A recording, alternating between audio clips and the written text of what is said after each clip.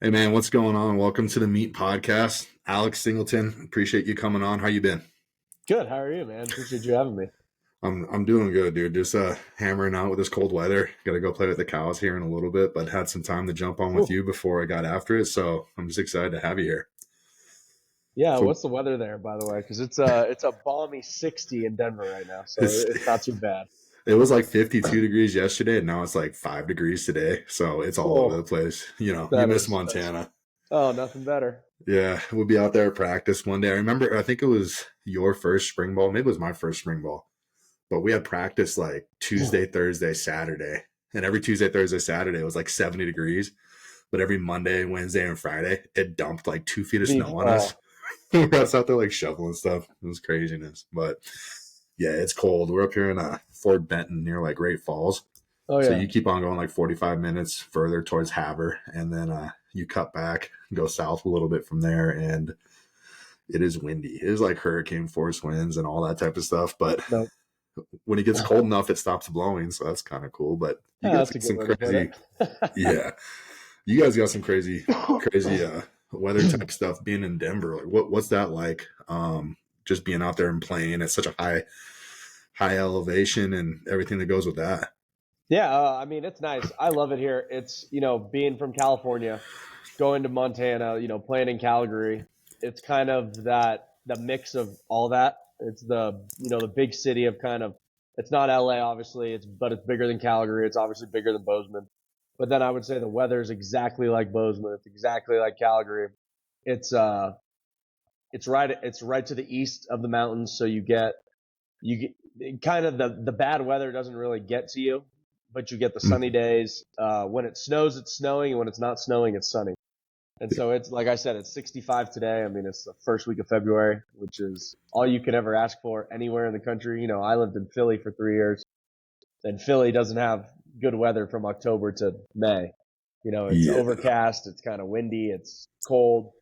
But yeah, I mean, I love Denver. It's kind of a great mix for me from everywhere I've been over the last 10, 15 years, and it's becoming home, which has been really nice.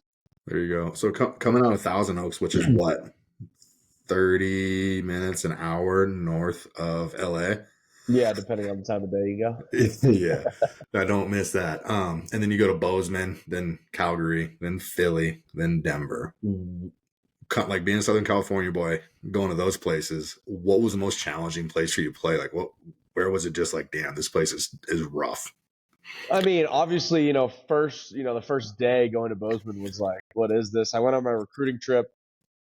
I mean, in January, I remember, getting off the plane, being from Southern California, I'd snowboarded, done all that stuff, but like never been in cold, just like normal, I guess, life cold.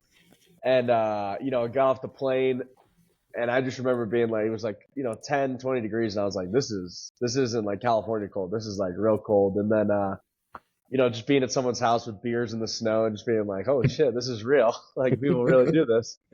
That was, obviously my first experience with it, but living there, for 4 years, that kind of, it's not going to be, you're not really going to find worse than that. Calgary was cold, but like, I mean, if you've lived in minus 10, minus 20, like minus 30 is not, that different. Sadly, it's all kind of the same. So, I think that just prepared me for, going to Calgary. And I think both places, I think, the benefit of, Montana State was we didn't have an indoor back then. So we practiced outside no matter what. Like we had days, Coach Ash would look at us and we'd just be like, oh, I guess we're just going fucking back outside, huh? Yeah, And let's go when play in like, snow. now if there's a breeze, if the quarterback wants to go inside, it's like, all right, we're inside for practice. Like it could be 45 and sunny. If it's breezy and we're playing inside that week, like we're inside. So that's been the biggest. I mean, I would say learning points from those places is like, I mean, when you can, it made me survive in anything. But yeah, I mean, in California, I can tell you the two times I played in rain, And like, and that's the worst of the weather. And then, obviously Montana, I could tell you 15, 20 times playing in the snow, rain, hail, sleet, wind, whatever. I could probably count the sunny days on my hand, much less compared to the bad days. Yeah, absolutely. Was it being as closer to the coast and everything in Philly? Was that like a different kind of cold? I went to the Green Bay Vikings game like 2 years ago on New Year's Day at like 6 p.m. at Lambeau, and that was the coldest I've ever been in my life Well, because of the lake. But I'm sure Philly's got to be just as bad or worse. yeah, the East Coast is just like humid. So like in the summers, it's muggy and gross, and Hmm.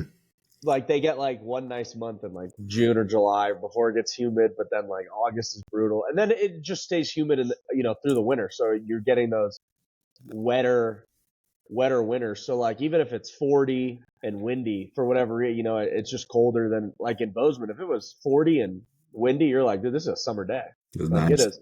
It's a dry summer day. But yeah, and I mean, I've talked to guys that lived in Iowa. It was that way. Like, most of the country I would say is like that. And so Philly was definitely that. If it got to 10 to, 5, 10, 15 degrees in Philly, I mean, it was brutal. It didn't happen very often. It didn't snow very often, but like when it was that way, it was brutal. People did not survive very very well. It's wild, man. Like, did you guys get like actual snow, or did you guys get more ice storms in Philly?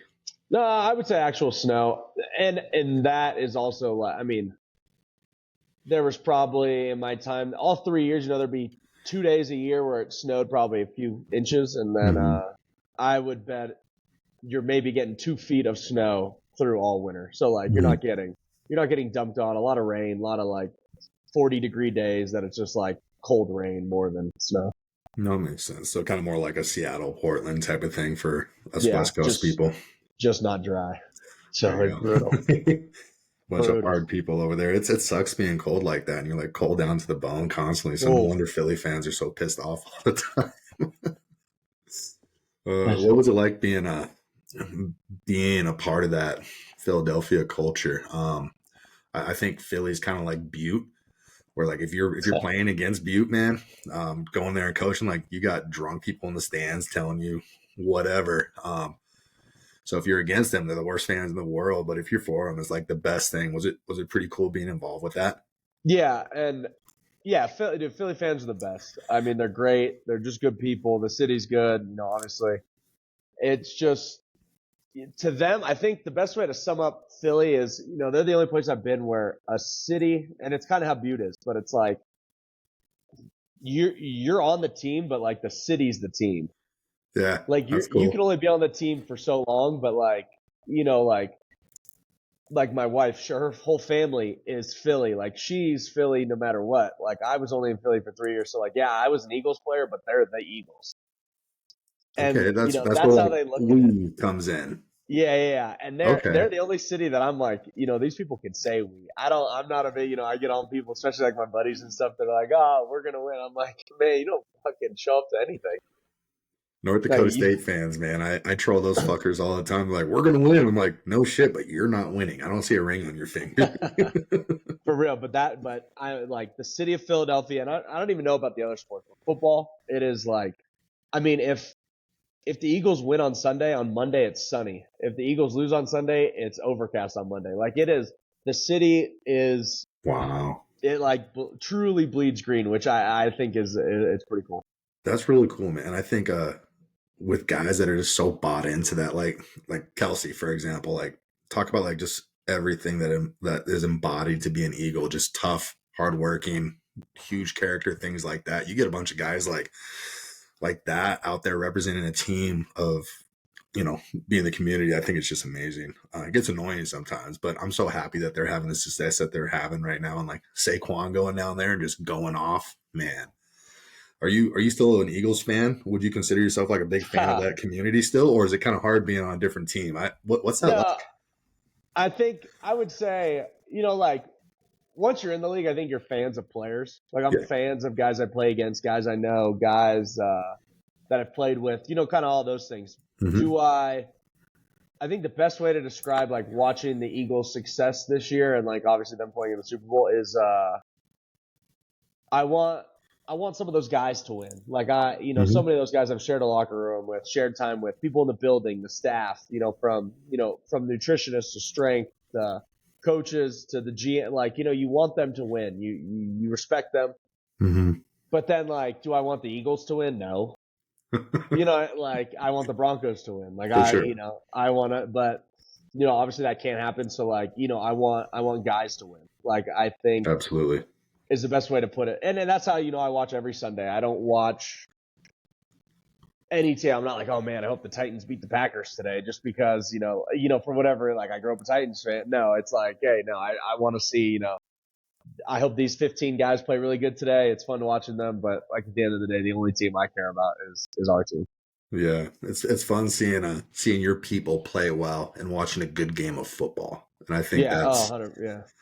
the only team I care about at this point is like, how'd Montana State do? Okay, cool. Like outside of that, I just want to see a good game. If Patrick Mahomes throws some insane passes like he does, or Saquon goes off for 300, like let's see some good football. I think that's cool. No, I agree. Yeah. And I try if Montana State will kill you. So who was your favorite human being that you got to work with or play with, whether it was a teammate or a staff or, while you were in Philly? Ooh. Man, I would say, I mean, that whole organization, was really good. I think, like you brought up, like Kelsey, there was a lot of older guys there when I got there that, kind of shaped, just how I see football, from that entire O-line. There's Brandon Brooks, there's, Lane Johnson, there's Jason Kelsey. I think those guys are special, like on their own. There's Brandon Graham, who I've, kind of have always looked up to. I think just the way he plays the game is really special. And then just the guy he is on and off the field, is like that. But then there was guys in my room, like Nigel Bradham, I thought was great. TJ Edwards, who we kind of, grew up together in Philly. Guys in the strength staff, Ted Rath, Nando, like, yeah, there's so many people in that building. Miss Kathy, who did like everything for everybody. What was she? What was her job? Man, I couldn't even tell you exactly what her official role is, but it like, she was almost, the players, like if you needed something, like that's what she did. She did your tickets. She did all the flights home. She did the booking, everything.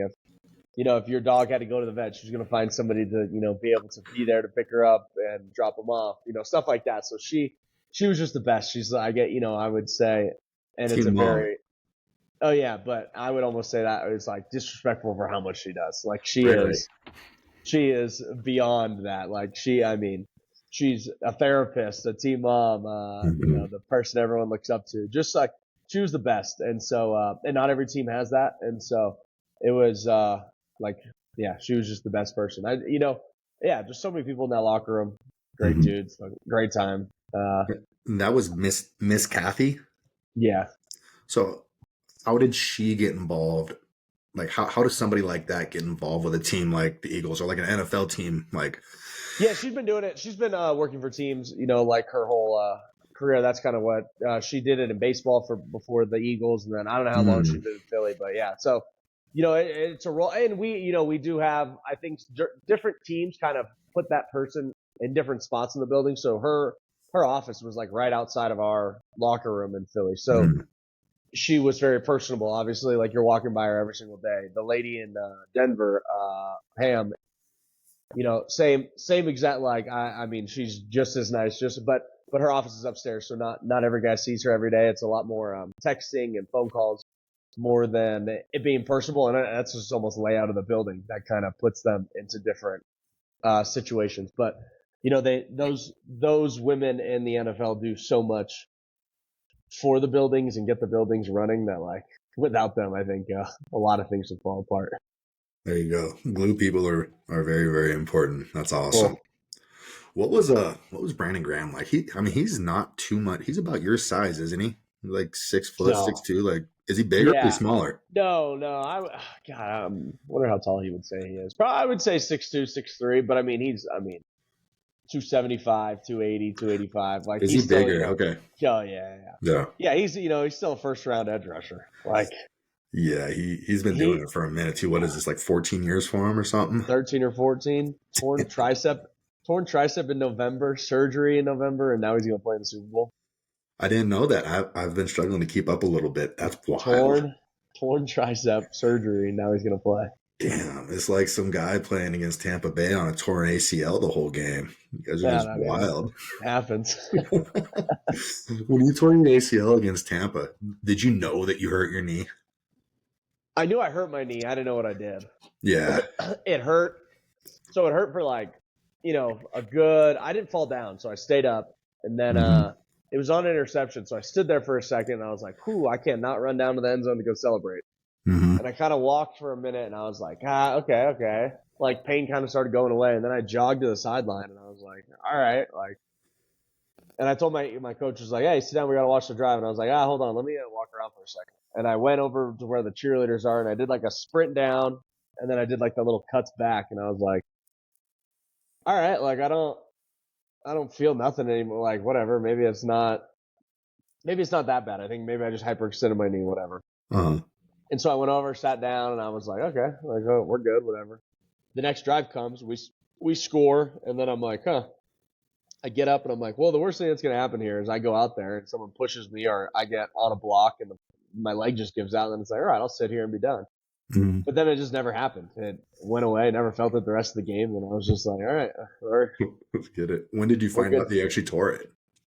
Late that night, so we were in Tampa, and we were staying in Tampa Bay that night because we were going to stay on the East Coast. We were going to West Virginia to stay at the Greenbrier to go play the Jets that next Sunday.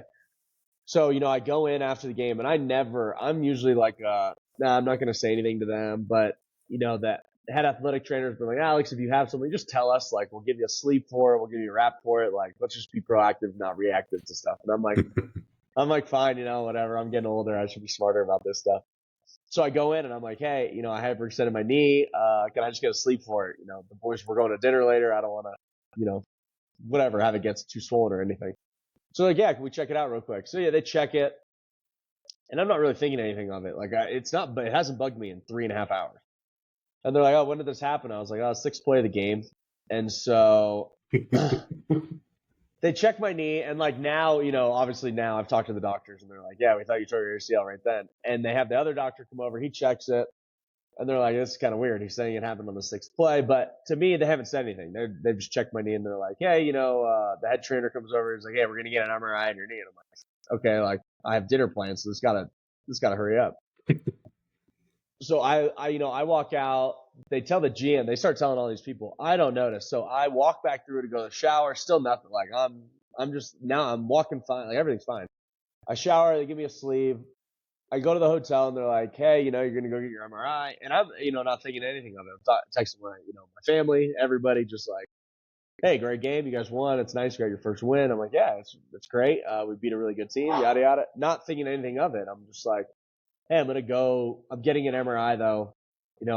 I think I hyperextended my knee. We're going to see what happens. And that's it. So I go to this hospital. It takes an hour to get an MRI. We had another teammate get an MRI. So that's 2 hours. It took us another hour to drive back. So now it's like 7, 8, 9 o'clock in Tampa. And everyone's texting me like, where are you? I'm like, I got to look at this MRI real quick and then I'm going to come meet you guys. Like, they're like, okay, like, have they said anything? I'm like, no, this feels fine. Like I'm chilling. I don't know. I'm good. Like texting my mom, like, my wife, everybody, just like, I'm good. Like, I'm making it back, whatever.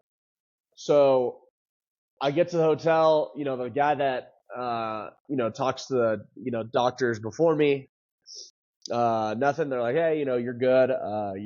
You have a bone bruise, whatever. So he leaves. All of a sudden I'm sitting there and I'm like, oh, this is taking forever. All of a sudden, Sean walks in, George Payton walks in, our defense coordinator, VJ walks in, and I'm just like, oh, well, they're not telling me I'm, healthy. And I'm like, and I had thought, like, did someone say, and like right before I left for the MRI, one of the guys was like, hey, they're just going to look at your ACL, but you should be fine. And I'm like, okay. So they walk in and now it's like kind of hitting me. And I'm like, okay, like there's no way they're telling me this is about to be good. And like I said, dude, I've texted my parents, my wife, my friends, everybody like, dude, I'm good. I think I hyperextended my knee. I'm like, and that may be the most, like, I probably didn't even tell like my friends that yet. So now I'm sitting there, they come in, and obviously they go like, hey, you tore your ACL, you're having to have surgery, your season's over. Fuck, like, No. and I'm just sitting there like, well, fuck, like what? And like, I don't think it hits me because I'm like, there's no way. Like, I had no swelling yet, nothing. And I swear, the second they told me though, it just like poof, it started swelling pretty good. Your And body I was, knew. oh yeah, and I was like, still shocked, and still to this day, like, don't even know how to like still like sitting in that room feel that like sickness, and maybe maybe once I play, again I'll be like, all right, now I can kind of articulate it better. But yeah, and then so I had to leave that room. I mean, I was at 10 o'clock that night, and I remember like my agent. I hadn't even texted my agent. Usually if you're getting stuff, you text them right away. The GM goes like, "Hey, you want to call your agent?" And I was like, "Yeah, let me text him, I guess." So I text him. I'm like, "Hey, I tore my ACL. We need to call you." And he texts me back like, "Are you serious?" He calls me and thinks I'm fucked up at the bar in Tampa, like fucking with him. I mean, maybe.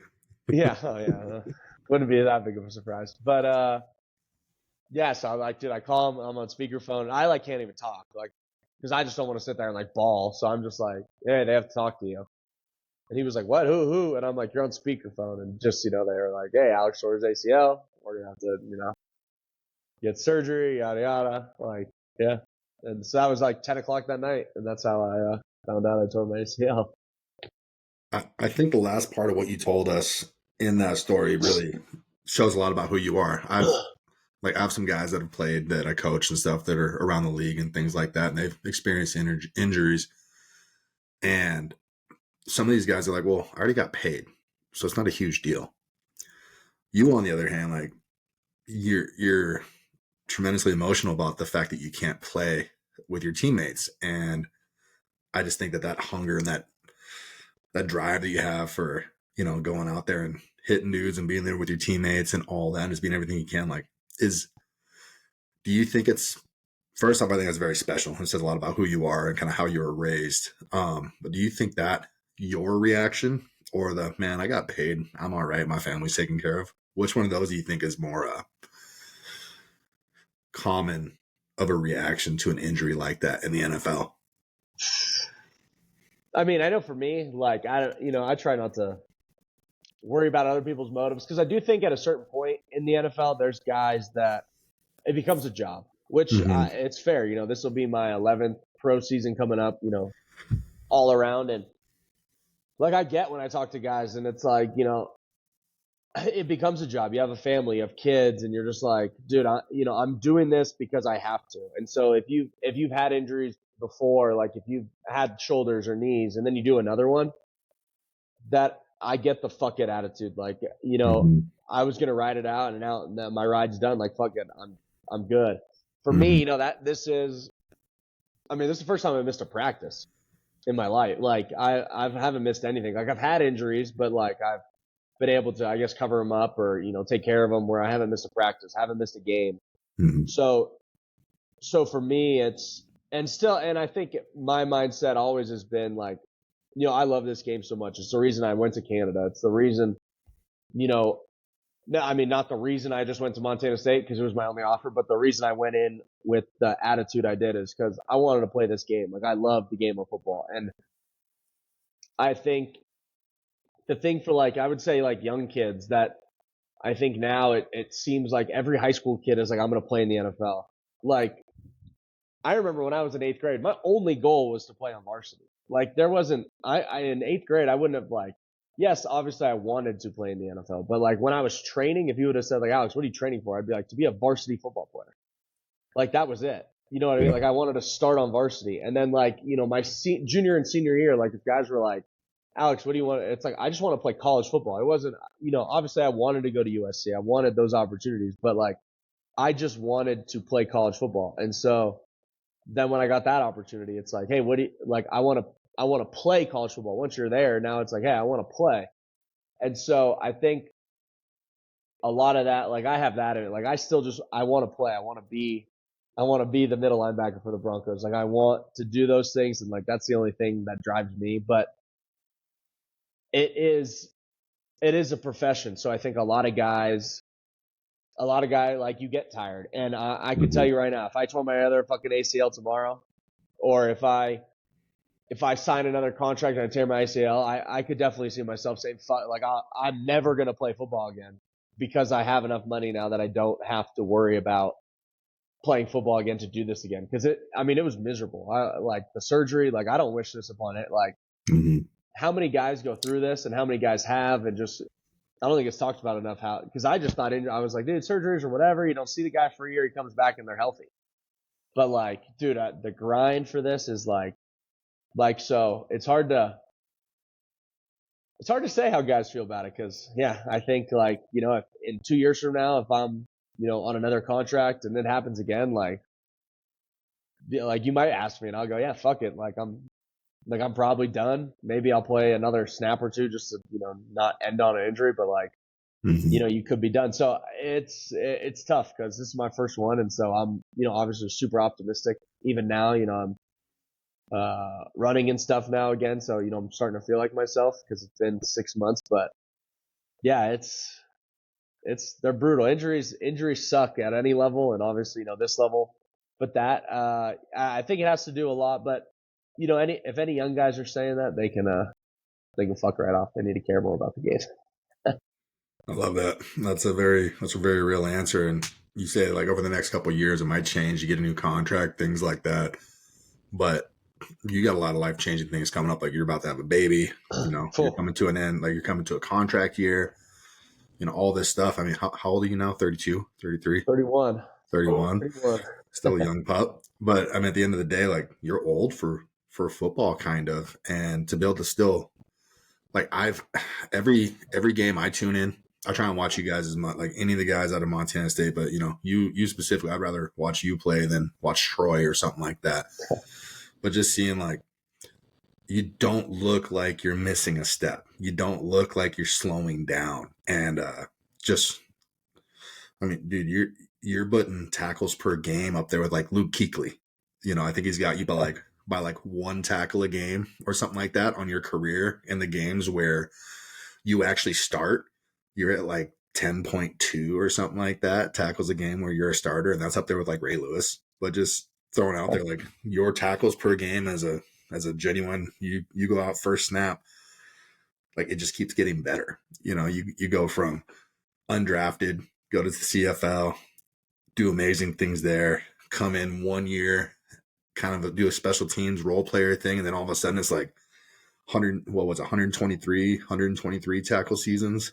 Yeah, 23, 33. It's like, and then you set NFL records for most double-digit tackles in a season from being undrafted, and it's just man, you just keep on doing things.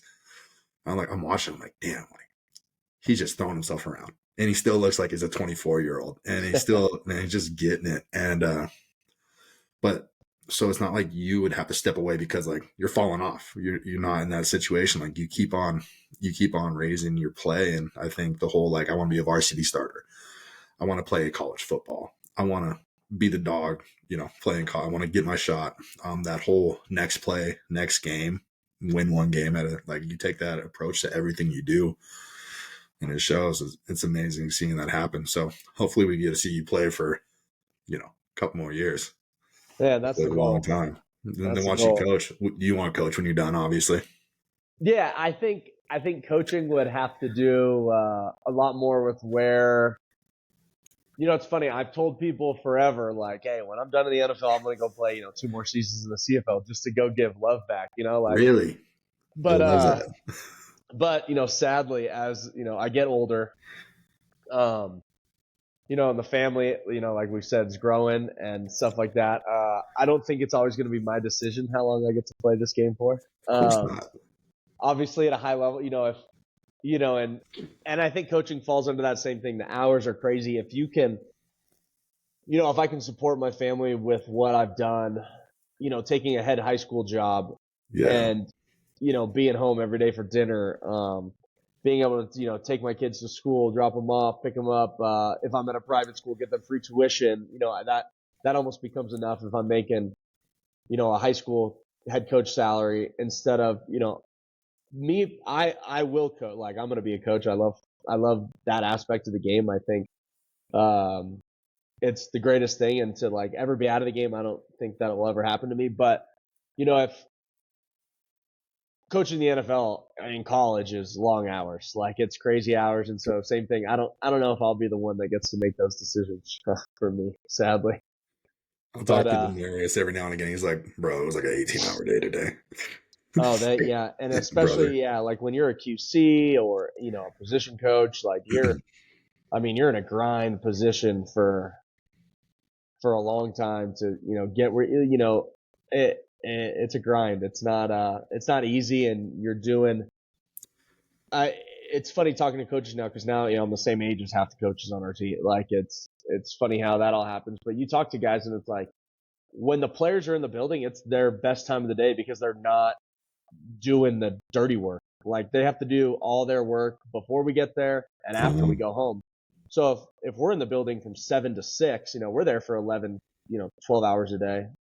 They're working 18-hour days because they got 5 before we get, they're getting there at 4 in the morning and not finishing till midnight every day of the week just to prepare. So, and to, thankfully playing, and hopefully I play for, 3, 4, 5 more years. And so you have enough that your family is, always taken care of and you can do what you want. And sometimes, the old family first aspect doesn't pick football first, sadly.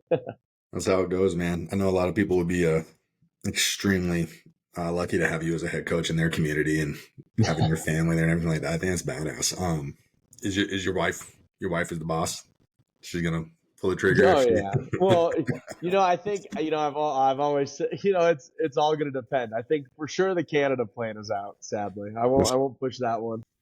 I can't push moving to another country for 6 months I for mean, I think no. Trump's gonna buy Canada, so like he might not If have to that go to a happens, different then I country. can go. Then I can go. Be on the Greenland team when they put one there, since he's buying them too. He's gonna try and buy the whole world, bro. Uh, so then I can play because then we can go there. Um, We're gonna get an update. Alex Singleton cut by the Broncos. moving No, to. no Trump jokes. But yeah, no, yeah. So that's gonna get cut. But no, she knows how much I love the Yeah, game of football, and that like if I didn't have it, I don't know. I mean, it's what I know. It's what I do, and not yeah, that I do. I think we're all bigger than the game. Like you as a person are bigger than the game of football or whatever. And when you retire, guys go through. But I think some guys are meant to be coaches, and Mhm. that's what I want to do. I enjoy doing it. My buddy during COVID was the head coach of our high school, and California played in the spring, and Mhm. so I went out for one practice one day to help, and 2 days later I was the DC for 5 weeks. So Really. and that was the best time of my life getting to coach those guys and just like go through that. So like I know I want to coach. Like it's not like hey, I wonder if I'll like it. It's like, dude, Yeah, I loved that 5 weeks almost as much as I love playing the game. So man.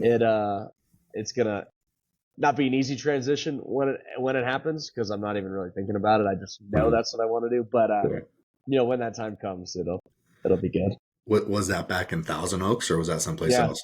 No, So you yeah, had to go back and coach at your high school you played yeah, for. yeah. Yeah, so Man. they played in the spring and he had just gotten the job that last summer. And because California, they pushed everything back like they Mhm. did during COVID. So they didn't play till they didn't play till March or April. And so we Yeah. were free then and like so I was like, yeah, dude, I'll like so I That's went out and helped. I went out and helped one day and then all of a sudden he's like, well, do you just want to come and be the DC? I was like, yeah, why not? Let's do this. And Are so you bored? yeah. I mean, I hung out there every day. Like, I helped him install everything, and then Oh and yeah. it just worked out. Yeah, I have a great story about that too. Our first game, we were playing our rival high school, and our high school had been bad for like 4 years. The head coach I had quit or retired, and this other guy was the coach. They lost like 20 straight games, so it was bad. Oh no. And so we had some good kids, but we'd practiced for 3 weeks during COVID, and now we are in a makeshift season in the spring, like new coaching staff. People are like, oh, whatever. We get to the game and we know the head coach for the other team. He's like, Alex, it's really cool you're helping the team, yada yada, And I'm like, yeah, it's great, So he doesn't know. I'm just wearing a shirt and like walking around. He's like, oh, Alex is just home. He's probably been to practice a couple times, whatever. All of a sudden, the game starts. I put the headset on and they come out in a formation. They come out in a formation the first play, and I'm like, hey, alert the levels, like start calling out his plays, and you could just see him across the field like, oh, this motherfucker's been fucking helping. Like, he's not helping. This dude's the fucking coach. Like, He's coach. he knows everything that's going on. So the game, which was really cool. So the day before the game, we were talking about, just like last minute, like how teams win football games. And I kind of looked and I was like, hey, when we play Newberry, it always gets really close to the end. And I know because we didn't watch any of the film from this old coach because we were like, dude, they fucking suck. Like, if we watch this film, like the guys are just going to be like, but I was like, hey, can we just go through? Because I know you guys said Newberry Park has big guys. Can we just see if they have a goal line personnel?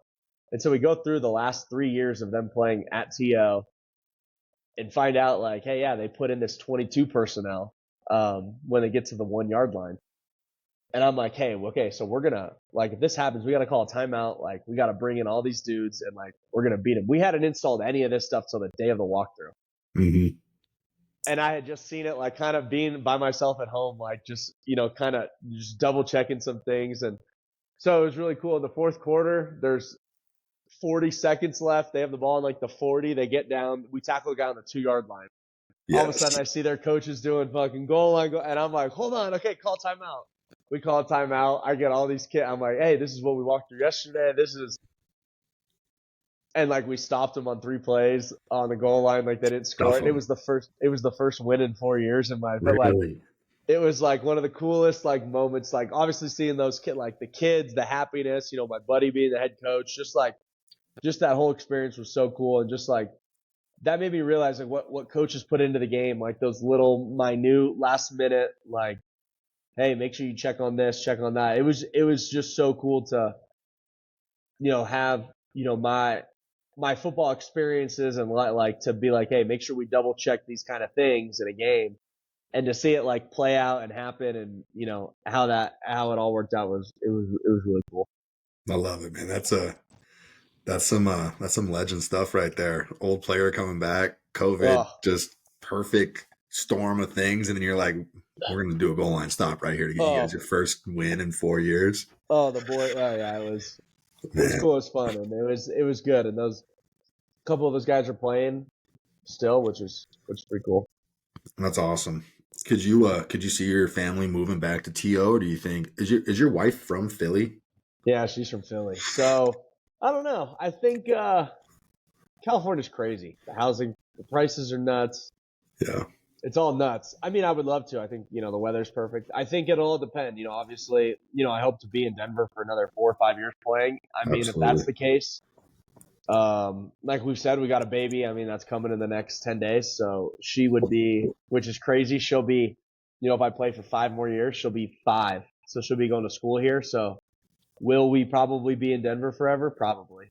But, I don't know. We've always talked about maybe like a Florida house, a Texas house, something in the middle to make Montana it fair. House. Come up and ranch. I like I like the warm weather in the winter. Me too. I don't love the winters, even though most people now think I'm from Montana. Like I get the, hey, dude, hey, so you're from Montana? What do you? I'm like, it's so. I mean, I love it. I love that everybody thinks that. But even in Montana, like, dude, I'll come back to a Montana State game. People be like, Alex, where in Montana are you from? And I'm like, real fucking south. Small town in southern Montana called Thousand Oaks. Yeah, I know Ventura County. You heard of it? You just take the 15 as far as it goes. All the way down. You'll run right into it. I love it. That's funny, man. But no, so I don't know. We'll see. We're gonna see how the next few years go. We'll see where we're at. That's a big transition. So it is a girl, though. You guys are having a girl. It is, yeah. The little girl's coming. Are you excited? Are you terrified? Like, what's that like? I'm excited. I'm so excited. I'm probably almost too not nervous right now, I guess I would say. I think it's kind of just not knowing. Like, I've never changed a diaper. I've never, I don't have any young nieces or nephews that I was like grew up super close to or have. So like, I don't have any of those. I don't have any like little cousins that I had to change. My friends' kids, I'm like, dude, that's your kid. I'm not changing its diaper. Like, I don't care. So I think I'm just very naive to what's about to happen. But, I think Sam is like the strongest like woman in the world. So I'm not. And like, I know she like sadly it's like, oh, she's not gonna do everything. I'm like, no, I understand that. Like, I want to help, but I think like I'll be able to learn from her and learn a lot. And her, my mom, her mom, and so I'm excited for just the journey. I think it's really cool to think about, making somebody, and it's kind of crazy, but Wow. I'm excited, and I'm sure I'll get really like if she walked in here right now and it was like my water broke, I think my stomach would hit the floor, but. I think it's like anything, I think I'm not I don't sit here and I'm not nervous for next season in January. I'll get nervous when the anthem starts playing before the game. Yeah. So I'm way more that guy. So I think, when we're on the way to the hospital, that's when it'll be like, whoo, it's go time. Then I'll probably lose it a little bit till all of a sudden it's like, oh shit, here she comes. And I'll be like, oh shit, yeah, wait, I know nothing. So by that moment, I think I will be, but yeah, I'm ready to go. I'm excited. It's fun. It's a good time in our lives. I'm excited for it. I think you'll be the only person that knows that you're nervous when you start feeling nervous. I don't think anyone else is Oh, going to know too much. 100%. And that's, everyone tells you, like, are you nervous? Are you scared? I'm like, I don't know I don't know what there's to be scared about. Like, whatever. It has to happen. You know, Yeah. it's coming She's now. coming. We planned it, so it's not like it's this huge surprise for the last, didn't just happen yesterday. Like, Yeah. we known she's coming. We got the room ready, the house. We're like, we're Yeah. ready Are you as are you ready guys as you doing like a can be. natural birth or like C-section scheduled or how's that Now, work? I mean, she's doing a natural birth, and then There you go. whatever. It's all up to Gangster. her. I'm not doing shit. There you go. Just I'm catching it. watching. I'm sure she'll, take whatever drugs and stuff she needs, but that's all up to her. That has nothing to do with me. That's that's dealer's choice, and I'm not the dealer. So There you go. I think at the end of the day with your family situation growing up and just how you take everything on the chin and just keep pushing, I think you're gonna do amazing at whatever it is that comes your way. oh yeah, That's I'm exciting, excited. man. I'm super excited for you. That's gonna be cool. You guys probably won't put it on social media too much, I'm sure, but it'll be cool watching you guys grow and do the whole family dynamic thing. That'll be Yeah, really and cool. and all that stuff. I mean, I don't really know. It's not up to me either. So we'll see. Has the team like when a player on an NFL team has a kid, or is having a baby? Do they do anything special, or are they just real supportive? Like, how does that work? At the end of the day, you still got to go play, and maybe it's different with you having an injury and the season just ending. But like, do they do anything to help? Are they supportive? Do they keep hands off? Just kind of whatever you guys need. What's that look like? I would say it's more like each guy like what they need. I mean, they're great. We had a guy actually this year, so we were playing in LA. His wife went into labor while we were gone, and the owners flew him back with them on their private jet. So like, There you go. they take care of us when you need it. Mm-hmm. Obviously, it's cool, and like because we're the guys in the situation anyways. Most luckily like I've said, have strong, awesome wives, so you get lucky, and they kind of know the situation, especially in season. Like, hey, I'll in February I'll be able to help you, but we gotta we gotta get through till then. So that's why I'm excited because I can be a full time dad until the season, even if I'm working out That's 2 hours awesome. a day, 3 hours a day. I still get so many hours, but. Yeah, I think the team. It's cool, you'll go in the team meeting and they'll be like, a new member to the team, and like they show the baby, which is always fun, and That's everyone cool. gets excited and hypes the guy up, and usually they haven't slept, even if they're not doing much, they still are always tired, which is pretty funny. But outside of that, that's all. Give everybody shit and then move on. There you go. You're gonna like take her in the cold bath and the sauna and stuff with you. You're gonna leave her Oh outside yeah, for that. she. I've already said her first day, she's getting her toe dipped in the cold tub. There we go. Hard things every day. I love it. Oh, you have to start them young, and then they're good to go. There you go. I love it. So kind of got out of the order I was trying to go on a little bit, but I love it because that was great. Like the biggest question I had, and I think people kind of got a really good idea, so I think it'll work out really well. But just how you take every challenge head on, things like that. You know, come in. You guys had success. What you guys won a CIF when you were in high No, school? no, close. Close. You guys were deep into the playoffs in high school. Yeah, So you guys had great success there. But Montana State was literally your only scholarship offer. And then you go there, first year, I think it's like 6 games in to your red shirt season, and then they yank your red shirt Oh for yeah. predominantly special teams play, if I remember correctly. And you take that on the chin, keep rolling. Next season, you're really rolling. And then you finish out your career in Bozeman, go undrafted, get picked up number 6 in the CFL, and you go to Calgary, and then you make that transition, which a lot of guys don't make, from the CFL to the Eagles. Mm. You're playing that year, you're on the roster, but you're a teamer, kind of like that red shirt year you got burned. And then in your sophomore campaign, you essentially explode onto the scene again, just like you did in college, just like you did in CFL and everything. So that's kind of the bullet points of your career up until now. We've kind of talked about, what you're doing now, your injury, family, coaching afterwards. But, in your words, I think you signed like February 2nd, 2011. You penned that thing with Montana State. What happened since then till now? Like, what's your story of it? How was that experience for you and yours? Yeah. Crazy. Obviously, like, I think, like, the bullet points just hit it. You know what I mean? And it sounds like, oh, that's a journey, I guess. You know what I mean? Like, you've played in a couple leagues. I think, just like all this, I mean, you'll see, like, I just have kind of that.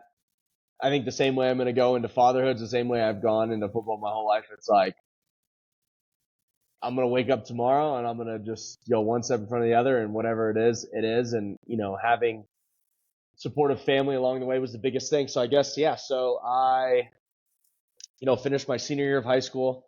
Don't have an offer yet. Coach Ione, who, is a mentor, a friend, Mm-hmm.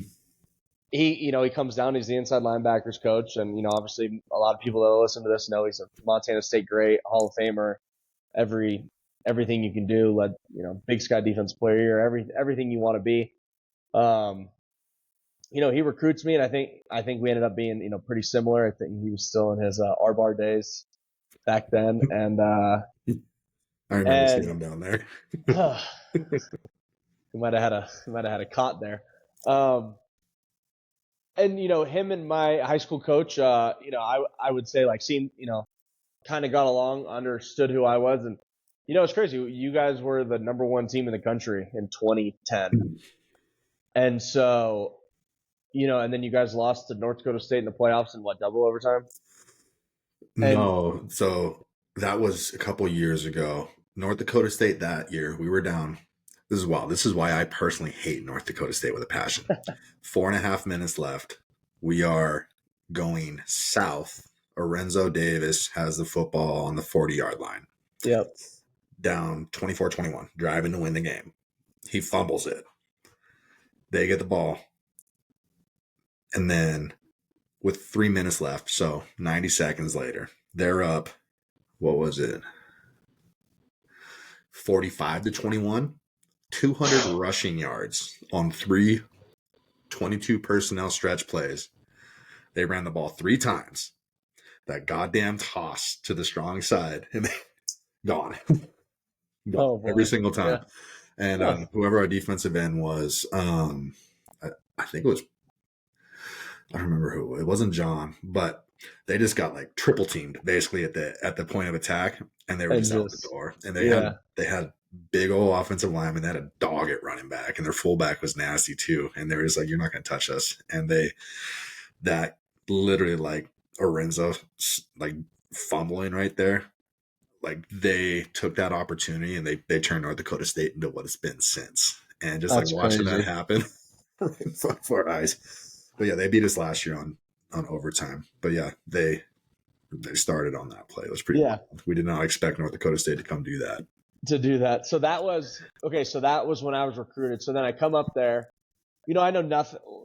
I don't know a lot about the FCS. I had visited Cal Poly, and then Weber State I had talked to, like, in a meeting. And Weber State was like 0-8, 0-10 that year. Like, they sucked. And then Cal Poly was I went to Cal Poly when they played the Grizz. They actually beat the Grizz at Cal Poly. There was probably 100 people at the game. And I was like, because the Grizz showed up there, the number 2 team in the country. And I was like, oh, that's kind of cool. They beat the number 2 team. Mm-hmm. And then that was kind of it. I had gone to San Diego State camps, UC Davis stuff, but like I was just like, we'll see. And then all of a sudden, Coach Ione came. I went on, and my only official visit was to Bozeman, which was a great time. And Clay Bignell was my host. It was awesome. I loved it. Obviously, like I said, it was freezing, but it was great. We had a party at Tempest Court where I ended up living a few years later. But so that was So I go, do the recruiting trip. Me and my mom freeze. And I remember leaving, like, I didn't know how you, like, commit, you know what I mean? Like, you see it in, like, movies and TV shows, like, you call it. I just remember Coach Ione calling me, I had an all-star game on Sunday, so I flew home early Sunday morning, hungover, and played football. So that was the first time I was like, you can do things hungover, huh? I didn't know that was, I didn't know that. ACL was easy, man. And so I played in this all-star game, and I remember, like, Monday or Tuesday, like, my coach called me into the office. He's like, hey, did you commit to Montana State? And I was like, no, what do you mean? He was like, well, they're calling me. They're asking why you're not, they're waiting to see if you're going to commit or they're going to, sign this other kid. And I was like, wait, what? I was like, yeah. So I ended up calling, I commit. And it was really cool. I loved it, same, like, just to be able to be where I was and, walk around in Montana State sweatshirt was sick to me. So then, and I'll never forget now, football season's over, school's over, graduate. I go to Bozeman. It was actually kind of crazy. I flew in early. Coach Ione picks me up, drops me off in North Hedges. I'm the only person staying in North Hedges this one night because I needed a place to stay. And I remember thinking, like, this is the creepiest fucking building in the world. Like, it was literally me by myself in this entire building. Like, I was like, wow, this is it, because it was early July, maybe earlier than that. It would have been before summer started. Uh-huh. So maybe early July, maybe mid-June, and I was moving. So I lived at Michael Balin's, and Balin was out of town. Fifth and Garfield. Yeah, so he was out of town, and coming back the next day, so I couldn't move in yet. And so, yeah, he picks me up the next day, so I'm at Balin's and starting summer workouts. It was cool. I remember walking up to the field. They were just finishing the south end zone. Yeah. Which was sick. Like, so that was the first year of that. And then, football started. My first realization to, like, welcome to college football was Lee Perkins fucking whacking me at fullback. They ran, like, a power, and I was like, oh, wow. I guess, like, Montana kid. Like, I just thought, like, oh, the kid's from Montana, whatever. Like, I'll fucking kill him. No, so I, got lit up, and I was, like, kind of embarrassed. And it was interesting to me, too. I was 17.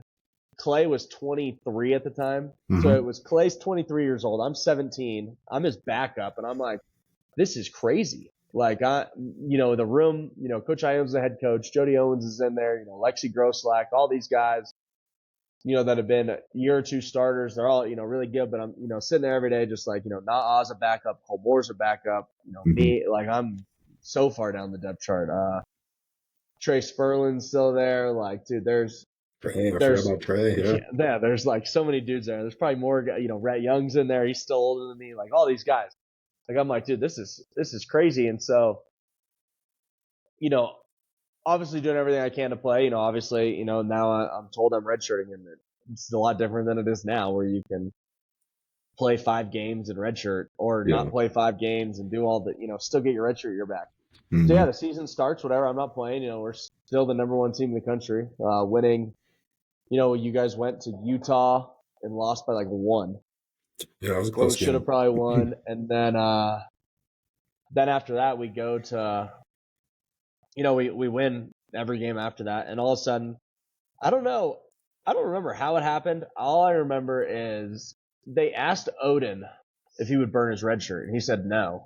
Odin go. Or, or they asked Beck. They asked, the question was asked, and they decided not for him to, and decided for me to. And so, and back then you had to like declare your red shirt or not declare. Like, so if you like dressed on a game day, it like burned it. It wasn't even just like plays or something. So I remember we went to Portland State. The first time I got to travel, which was awesome. And we're at Portland State, so I'm dressed and I'm like, oh, you know, if I'm going to play, whatever. I'm standing there. I think I got to play like one kickoff at the end of the game, and I was like, why am I like? I remember that was one of the times I went home and like just sat there and I was like, why would they like waste a year for me to do that? Yeah. Like I did nothing. Like Yeah.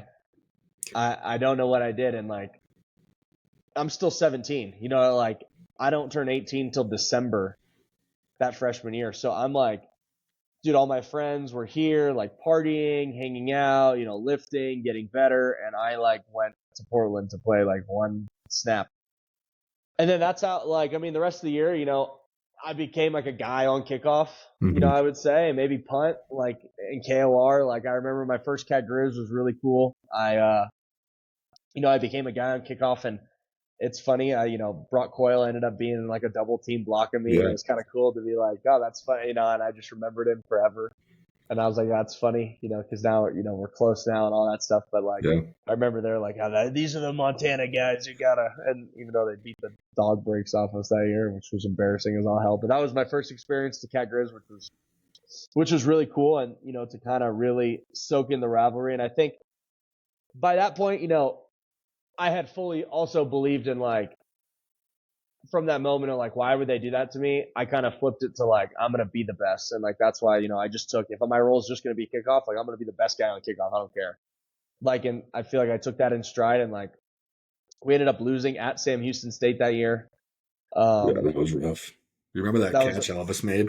Oh, on the sideline? Yeah. So I think like me and like Cole Moore are like standing like right there when he catches it. And it's like, it's a cool shot. Like, I remember sitting right there. And those guys were so like, and I think, you know, obviously in my journey, a lot of people would be like, oh man, you shouldn't have burned your red shirt. And 100%, like, yeah, I mean, I think for the team wise, if I would have played another year, Montana State would have been great. I think, you know, for me, maybe developmentally, it might have been, might have not been. I can't really say yes or no to that. But like, it was a changing moment that like things are going to happen. I went from, you know, in, you know, training camp, fall camp to like, you know, getting put on my ass to being like, dude, am I even good enough to play at this level, to, you know, 8 weeks later, like, you know, burning a red shirt. Obviously, you know, me thinking the coaches fully believe in me to be able to play, and then, you know, not really being used to being like, I'm going to play the best I can play in my role, because I think, you know, a football team, like if you don't play in your role, you're going to not be very good. And then to, you know, I guess have that buy-in. And so to go into that next spring, like, Jody was still there. So it was Jody, who was just got named an All-American, who I'm backing up. So now I'm like, oh, dude, I just want to play. But, you know, I have Jody in front of me. And then it was Naa and Cole were the other starters. And I wasn't even, you know, because they played Sam, Mike, and Will. And I was like the Will backup. And that's what it was. Like, Jody was going to be gone after the next year. So it was going to be us three starting. Like, it, you know, just how college football is. They list their seniors. But I'm like, dude, I'm the same. You know, they were both redshirt sophomores, and I'm a true sophomore. So I'm like, all right, well, like, you know, I love those guys, but in the back of your mind, you're like, fuck these guys. Like, I want to, like, why are they playing and I'm not playing?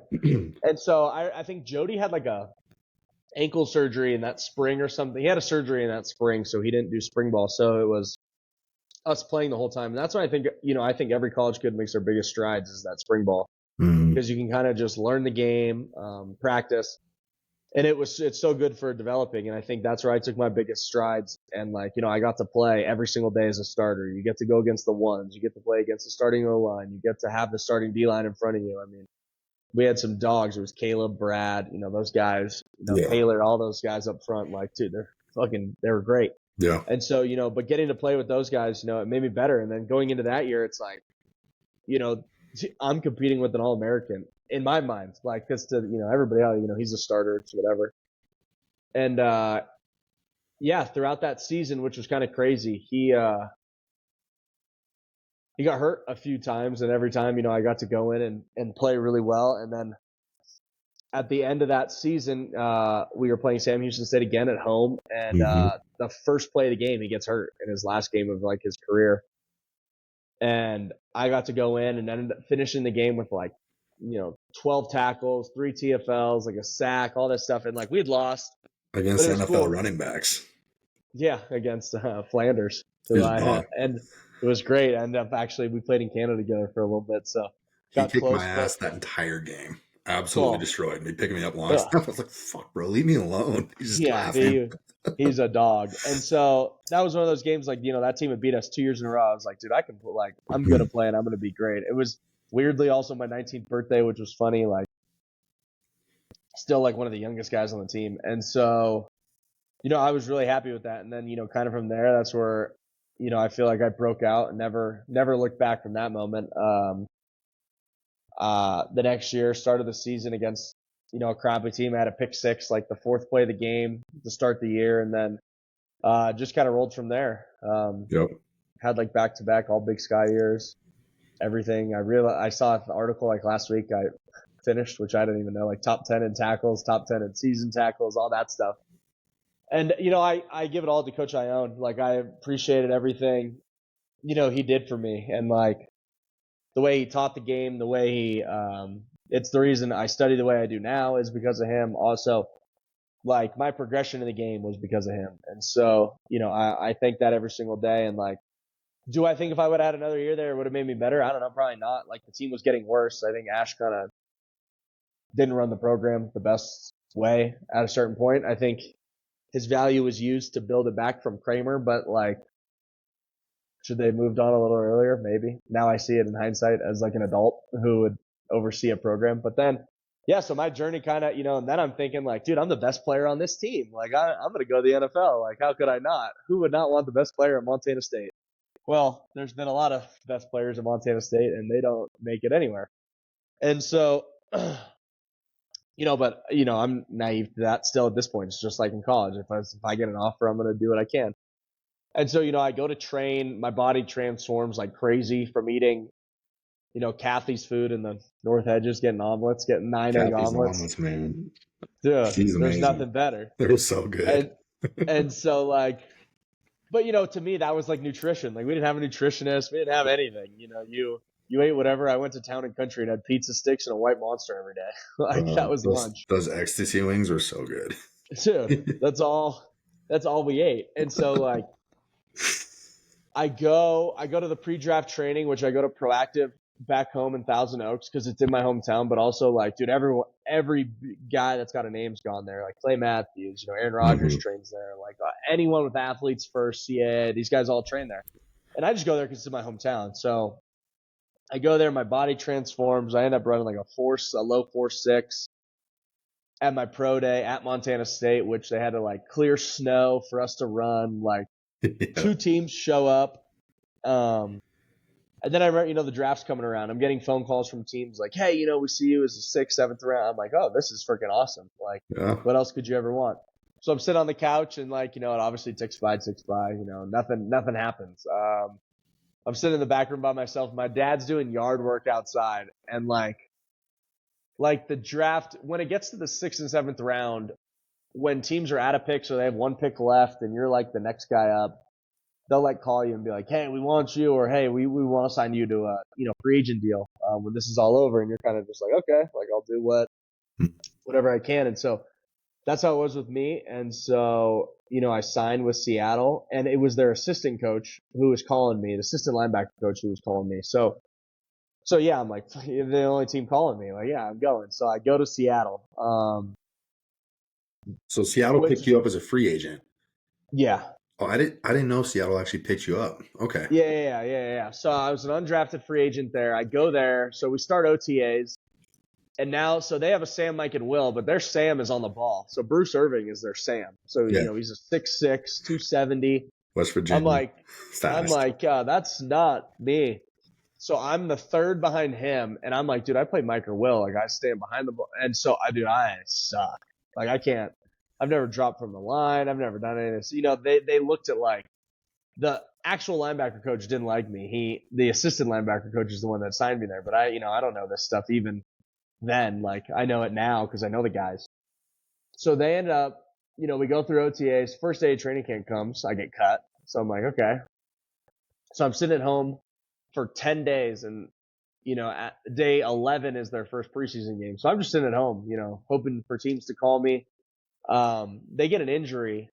Actually, I think it was Brock. Brock like hurt something, but not enough to like be out, just enough to like need to not play in the preseason game. So they're like, well, who can we bring in that can play Mike Backer, a day before a game? So they call me in, and I haven't played Mike or Will this entire time.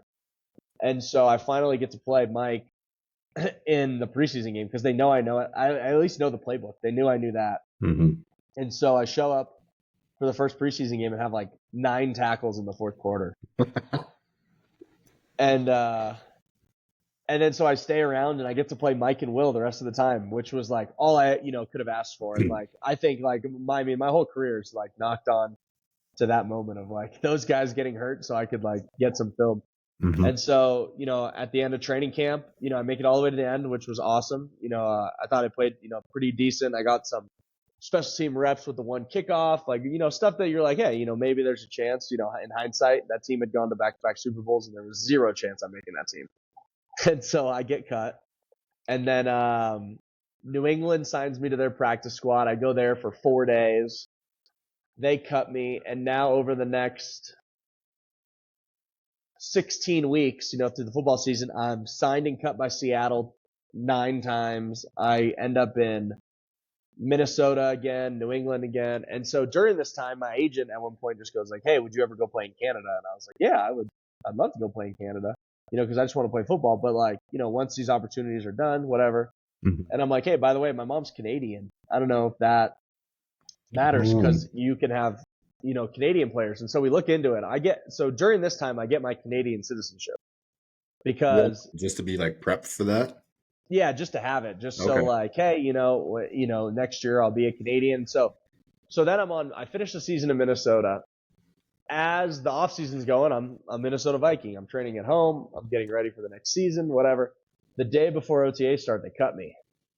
Minnesota. So now it's like, Minnesota cuts me. I'm like, oh shit, now I have nothing. The next weekend is rookie mini camps, and so if you haven't played 3 games yet in the NFL, you can do these rookie mini camps forever. So New England calls me, and I go to their rookie minicamp, which I had already been there before. So I knew their defense at least a little bit, enough more than every rookie that's going to show up for this. So I go, I have a great little mini camp, and they decide not to sign me. And this was Thursday, Friday, Saturday. Well, and then the Sunday is the CFL draft, so the whole year before I was an American player in Canada, but when this draft hits, I become a Canadian player. So someone can draft me because you have to draft Canadian players. And so I leave New England, and New England goes, hey, you're on our short list to call you back. And I go, my agent kind of tells them, like, hey, if Alex walks out of this building, he's going to go to Canada. He wants to play football. And they're like, okay, like, whatever, sounds good. I leave, the draft happens. And so, like, what I didn't know is, like, I guess people were telling teams in Canada, like, I would only stay out west, all this stuff. Like, I would only play in Calgary because it's near Montana, like, all this stuff, which I really don't know to this day if it's true or not, but I'm super happy it is because I fell to the 6th spot and Calgary took me in the first round, which also long story, which we'll get into obviously, but they had just signed a guy to like the highest paid inside linebacker spot in the CFL. So like they draft me. New England calls me that Monday now and goes like, hey, we want to bring you back in. And I told my agent like, no, I'm good. Let's go to Canada and see what we can do. And I like to this, like the guy who he talked to was like, he'll regret not coming here for the rest of his football career. And I was like, whatever, dude, I want to go play football. So I go to Canada, and obviously their season starts in May. So it's training camp in May, season starts in June. And the guy in New England who they signed instead of me, the other inside backer, got cut the same week our training camp started. So I went out, the guy was there for a week and a half. So who was that? That was in 2016. I don't even remember who it was. I just remember seeing the guy get signed and then just kind of was just going to wait. he was going to get cut eventually. So then, I get to Canada. I start training camp. I'm our first overall, like I'm a first round pick now. So, I'm treated different, which is kind of crazy. And I'm an American. So like, you're like a unicorn up there. You count as a Canadian spot, but also I'm an American player. So I'm on special teams. Like I said, they had signed a highly stouted linebacker, so like I wasn't gonna start right away. And so, but by week 5, we were a good team. I only lost 12 games when I played in Canada, so like this team wasn't slaps. Like Calgary had been to the playoffs like 25 straight years, like a bunch of Grey Cups. So I came into an amazing organization. And yeah, by week 5, our coaches were like, all right, Alex, you're going to split time with, the other backer. And I was like, oh shit, that's sweet. And, and how pro sports is like, obviously the decision was probably made because I was a first round pick, but also I think I, was just a better, player. But that also doesn't always decide who gets to play. And so, I go in, I end up like missing a bad tackle in Ottawa, and it's in the fourth quarter, and all of a sudden, I can almost feel the pressure from the coaches to like pull me out, and I'm like, oh fuck, I gotta, you gotta do something. I had broken my thumb like about 2-3 weeks before that, so it was at that point where it was like still casted up, but like it didn't hurt anymore. And so now this team's, they have the ball on the goal line, like they score, they win, we lose, like it's kind of my fault. I got that first down. They run a zone read play. I just run through the gap and just punch the ball out, force a fumble.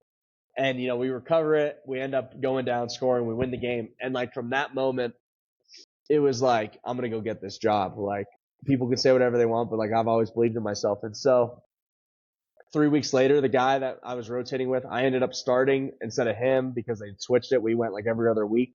And it was my week to start. And at halftime, he just took his pads off and was like, I'm fucking done. And our coaches, and instead of like, Really? they would have kept doing that the rest of the year, you know what I mean? Just switching us. But instead, so he does that. I start this whole game now and play really well. They trade him. So then, like we played on Sunday. So on Tuesday, they traded him to another team. And then it was, like my spot, from there on out, which was really cool from the coaches. And like for me to be like, hey, you know what? I'm finally playing football. Like I finally just get to do what I love and there you go, get after it. And so, yeah, that's what I did for the next, 2.5 years there. Obviously, we went to 3 championship games, lost the first 2, won the last one. I won Defensive Player of the Year up there my second year, which was really cool. But yeah, I played on, really special teams, really good teams. But yeah, I broke their tackle record. I broke, a bunch of Canadian records because, I snuck in as a Canadian. And so, and that was really cool. I just loved, but overall, it was more like, it felt like I was back at Montana State again my sophomore year, getting to play. It was kind of the same thing. And then for 2.5 years, I got to do my thing.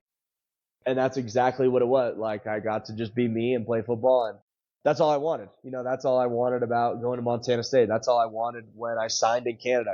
And that's, I guess, another thing. When I signed that 3-year deal in Canada, I had to stay for 3 years. There was no coming back down. So it was like, we're here for 3 seasons. Like, let's make the most of it. And so, yeah, then I got the chance to go down to, Philly. Philly signed me. And it was kind of a big, like, I wouldn't say culture shock, but just a shock. Like, I know how to be a pro now. I'm older. I'm 23 or 24 then. Like, I know how to be a pro. But, man, I'm just a rookie again. Like, you're treated, I hadn't. So same thing. I'm back at rookie minicamp. I'm grinding to make a team, but I'm a better football player. I'm faster now. I'm stronger now. I'm smarter now. I know what to do. But the first crack, I make it all the way through training camp and get released, and then they want to sign me to practice squad. But as this is happening, I'm going, fuck, like I'm going back to play football. So I call Calgary. Like, I'm like, hey, I did it. I came through training camp. I proved to myself. I knew I could make that team. Like, It wasn't my fault. I didn't make that team. I knew I was good enough. And so I'm making a deal with Calgary to go back. Like, I'm out. But then Philly ended up, my agent tells Philly, like, hey, he's leaving. He doesn't want to stay. Like, he's going to go back and play football. And the GM at the time is just like, hey, Alex, we'll guarantee your contract for the season. So, you'll be here. And give us, the CFL season had 6 more weeks left, and obviously the NFL season was 16 weeks. And so they were like, let us show you that you'll play for this team eventually. And if you don't, just go back up next year. And I'm like, okay, I can do that. That's not, the worst thing in the world. So I stayed, but I had like a full contract ready to go. Like, I was going back because all I cared about, I was going because all I cared about was playing football. I don't care. Yeah. Like, I don't care about any of the other shit. And so, do players get paid pretty well in Canada or not really? Yeah, you get decent, like guys I'm talking to free agency right now is there, like guys are getting like $250 a year. That's really good. Okay. COVID kind of hurt them. Like, so I had a contract that was ready to go. I was going to make $330 a year, but I was going to be the highest paid defense player ever. So Really? that would have been their highest ever on defense. Quarterbacks before COVID got close to $1 million. Okay. Did you play So, Lule while you were there? no, yeah. He was at BC, right? Didn't you guys Yeah, like yeah, yeah. beat them, or they beat you guys in the Grey Cup or something like that? No, we never lost to BC. We always beat them. Did you? Yeah. Daddy Bobcat. Oh, yeah. Yeah. Legendary. I And love it. then, yeah, so I stayed there, and then, so it worked. They didn't lie to me. By week 6, they had released 2 inside backers, traded one, released another, and then it was like, all right, Alex, you're up. And it was really cool. It was my first, obviously, NFL moment. We were Monday Night Football in Dallas. I'm on kickoff return. I'm the center, so I'm right at the 50-yard line, and I guess now it's the old school kickoff. So Mm-hmm. I'm at the 50-yard line, standing on the Dallas Star, in an Eagles uniform on Monday Night Football, and just like looking around, like, Vince fuck, Papali moment. this is it, huh? Like, this is sweet.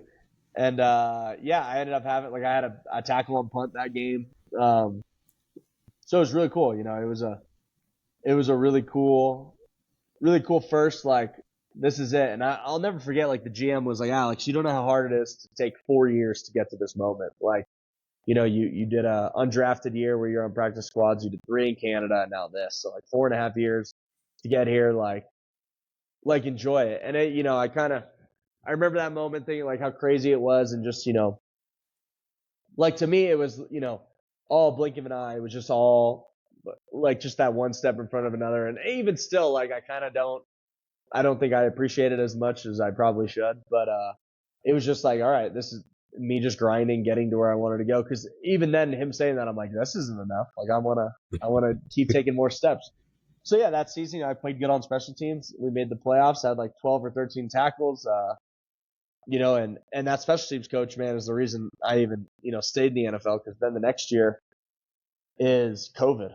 Like, so COVID hits. OTAs doesn't happen. Training camp starts. Now there's no preseason. And in preseason, man, I led the league the last year in the preseason, like, in tackles. Like, I know if I get that chance again, like, someone else would sign me if I were to get cut Mm-hmm. to be on their special teams. Like, there's no way they were just going to let me, like, I wouldn't have been out of the league. I would have been on the team. But that didn't happen, and we drafted an inside backer. They wanted him to play, but thank God, our special teams coach was like, Alex is on our fucking team. Like, this is our guy. He is our special team, like, ace. He's gonna be on our team. And so I make the team, and week 3 we go Sunday Night Football to San Fran, and the guy in front of me, gets hurt. He gets hurt right before halftime. I go in for like a play before the halftime. Go in, whatever. Come out for the third quarter. And yeah, I'm playing, and the guy decides to throw me the football, and I get a pick 6, which was like the best, coolest thing ever. And then I have 6 or 7 tackles during the game. And after the game, what I thought was really cool, obviously, we won. It was our first big win of the year. It was week 3, Monday night or Sunday Night Football.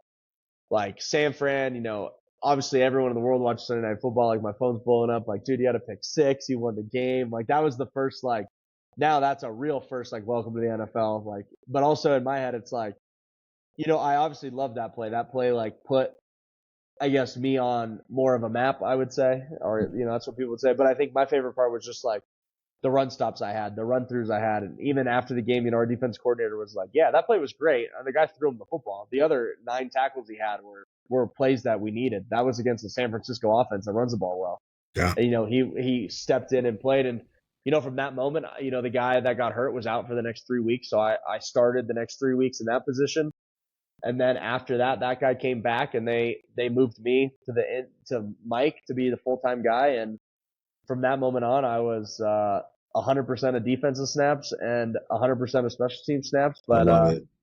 and I guess from that moment, I've been a starter in the NFL ever since. And now that's been 5 years of that, which has been crazy. And not that there hasn't been stuff during that also, there's been time, obviously coming to Denver, taking a vet minimum deal, but still betting on myself because, I know I could prove it because I would get my opportunity. But yeah, all of it just has always come down to just, like, just wanting to play football, just loving football, and just like whatever. I'm gonna make the most of my opportunities and just go get them. Because I say it all the time, like undrafted guys, and like you're a cup of coffee guy. Like there's a bunch like not everyone's gonna get the same opportunity, but I would say every undrafted, and maybe you won't get one, but everyone I think gets an opportunity. You might get half of one, you might get one. It might be a conversation with somebody, that's your opportunity. It might be a play on the field.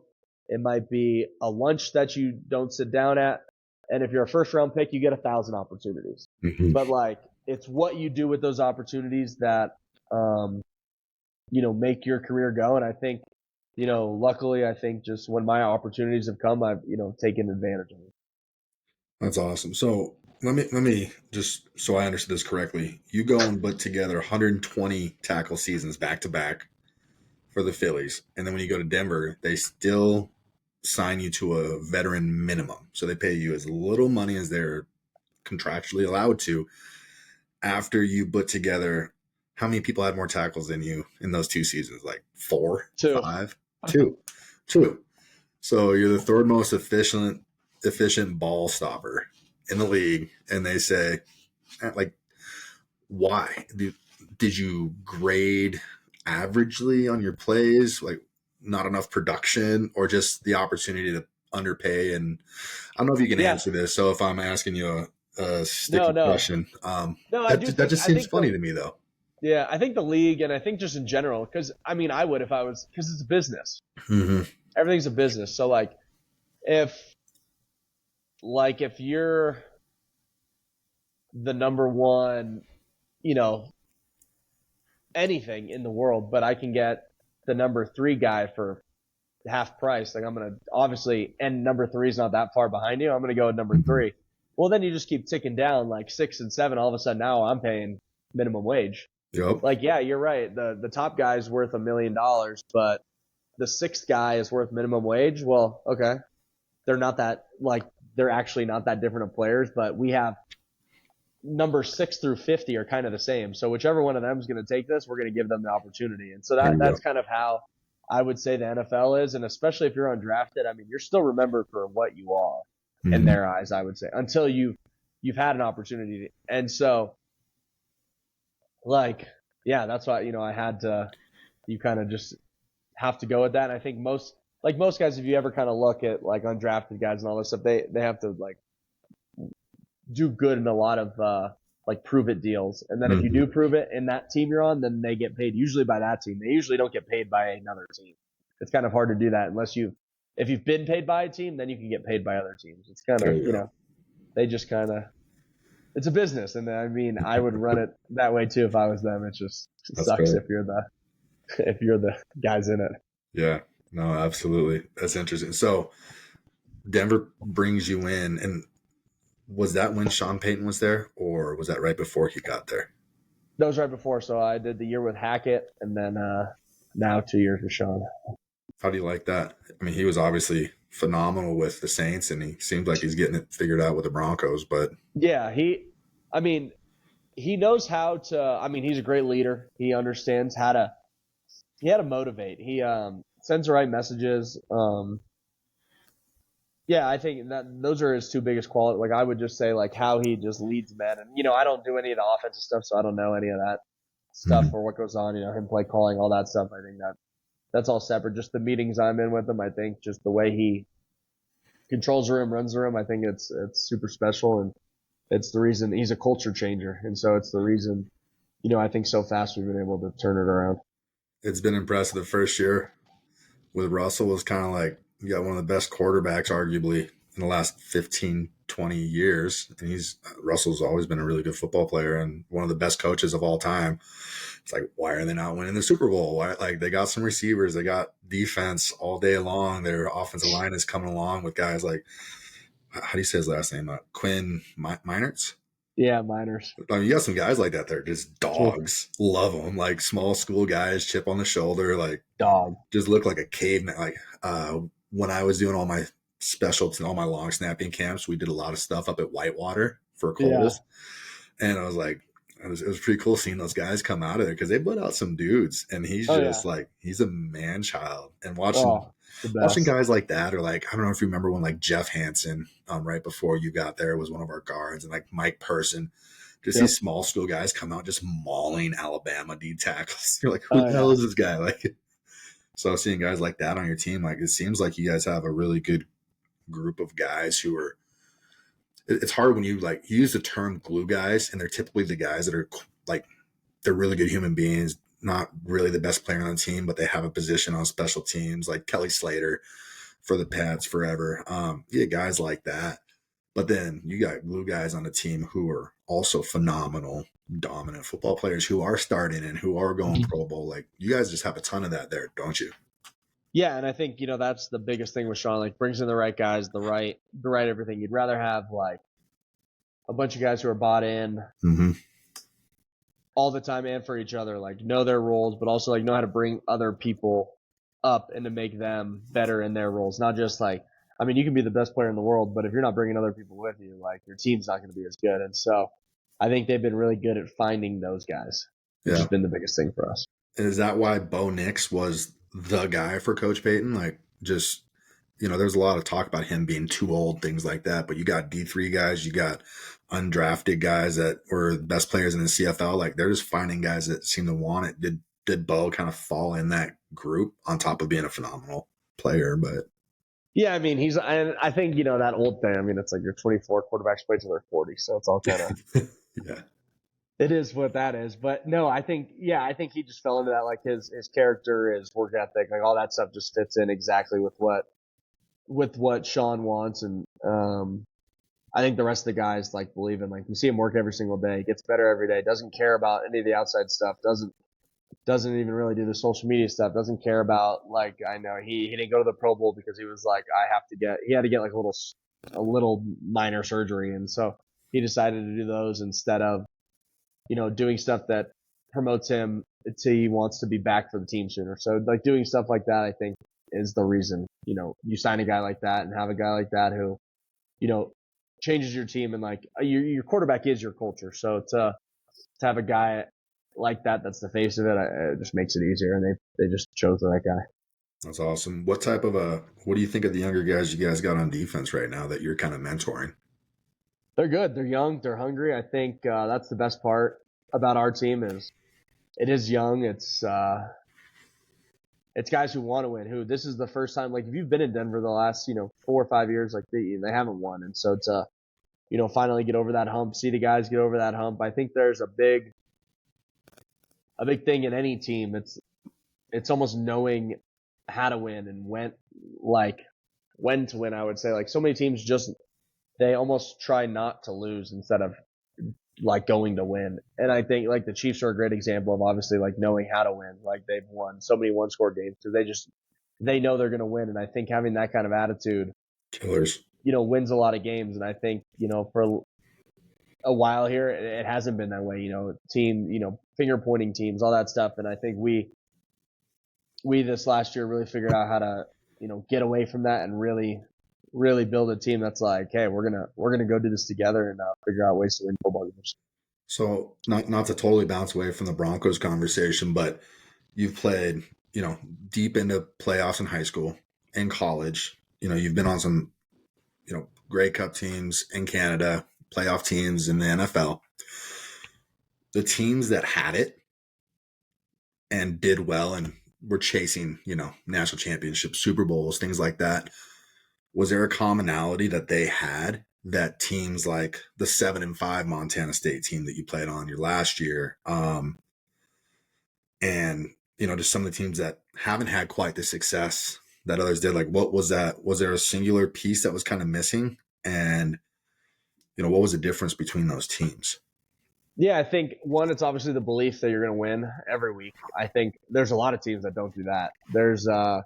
And then I think there's also teams that come into a good culture like we were at Montana State that just assumed they were going to win and don't work as hard. And I think Mm, that's where you kind of lose it at the end of a run. I would say kind of how Montana State did. I think like in Calgary, I got there in the middle or the height of it, which was more like these dudes worked every single day and knew, like, even when they were at home in January working, they knew what they were working for. They were working to win the Grey Cup that next season. Like, that was it. And I think in the professional level, I think a lot of guys are, some teams, guys just play to get paid and play for, different reasons. But when you can get a group of, 60 guys to buy into, hey, we're playing to win the championship. We're not playing to, get guys more money. We're not getting, like, that will come with winning. Mm-hmm. And so I think that's the biggest driver at this level is like, because it's not as much like high school or college or high school where, you can come into a good school and, almost be like, oh, we're going to win. We're the number one team. And it's like, well, if you lose 3 games, you suck. Yeah. Like, I think that's not as much at the pro level. The pro level is way more just getting guys all year to know the goal, buy into the goal, buy into your role, and know that, like, all year round, and not have a day slipping because, the competition is so equal. Even when guys aren't fully bought in, like, they're still the best players in the world. Yeah. So with like a Montana State situation, and like you played under Coach Ash the entire time you were there, correct? And then it was we went to choke from that. What do you think our problem was there? Like what disallowed us from finishing?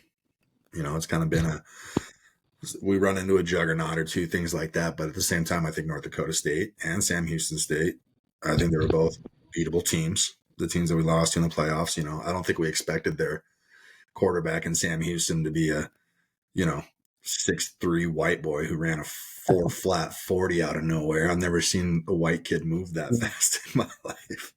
But what do you think about what we were doing there that wasn't just quite right? We had a phenomenal strength and conditioning staff. We had excellent coaches. We had every reason to win and go, above and beyond. And we were getting the things that we were told we were going to get. But what do you think held us back?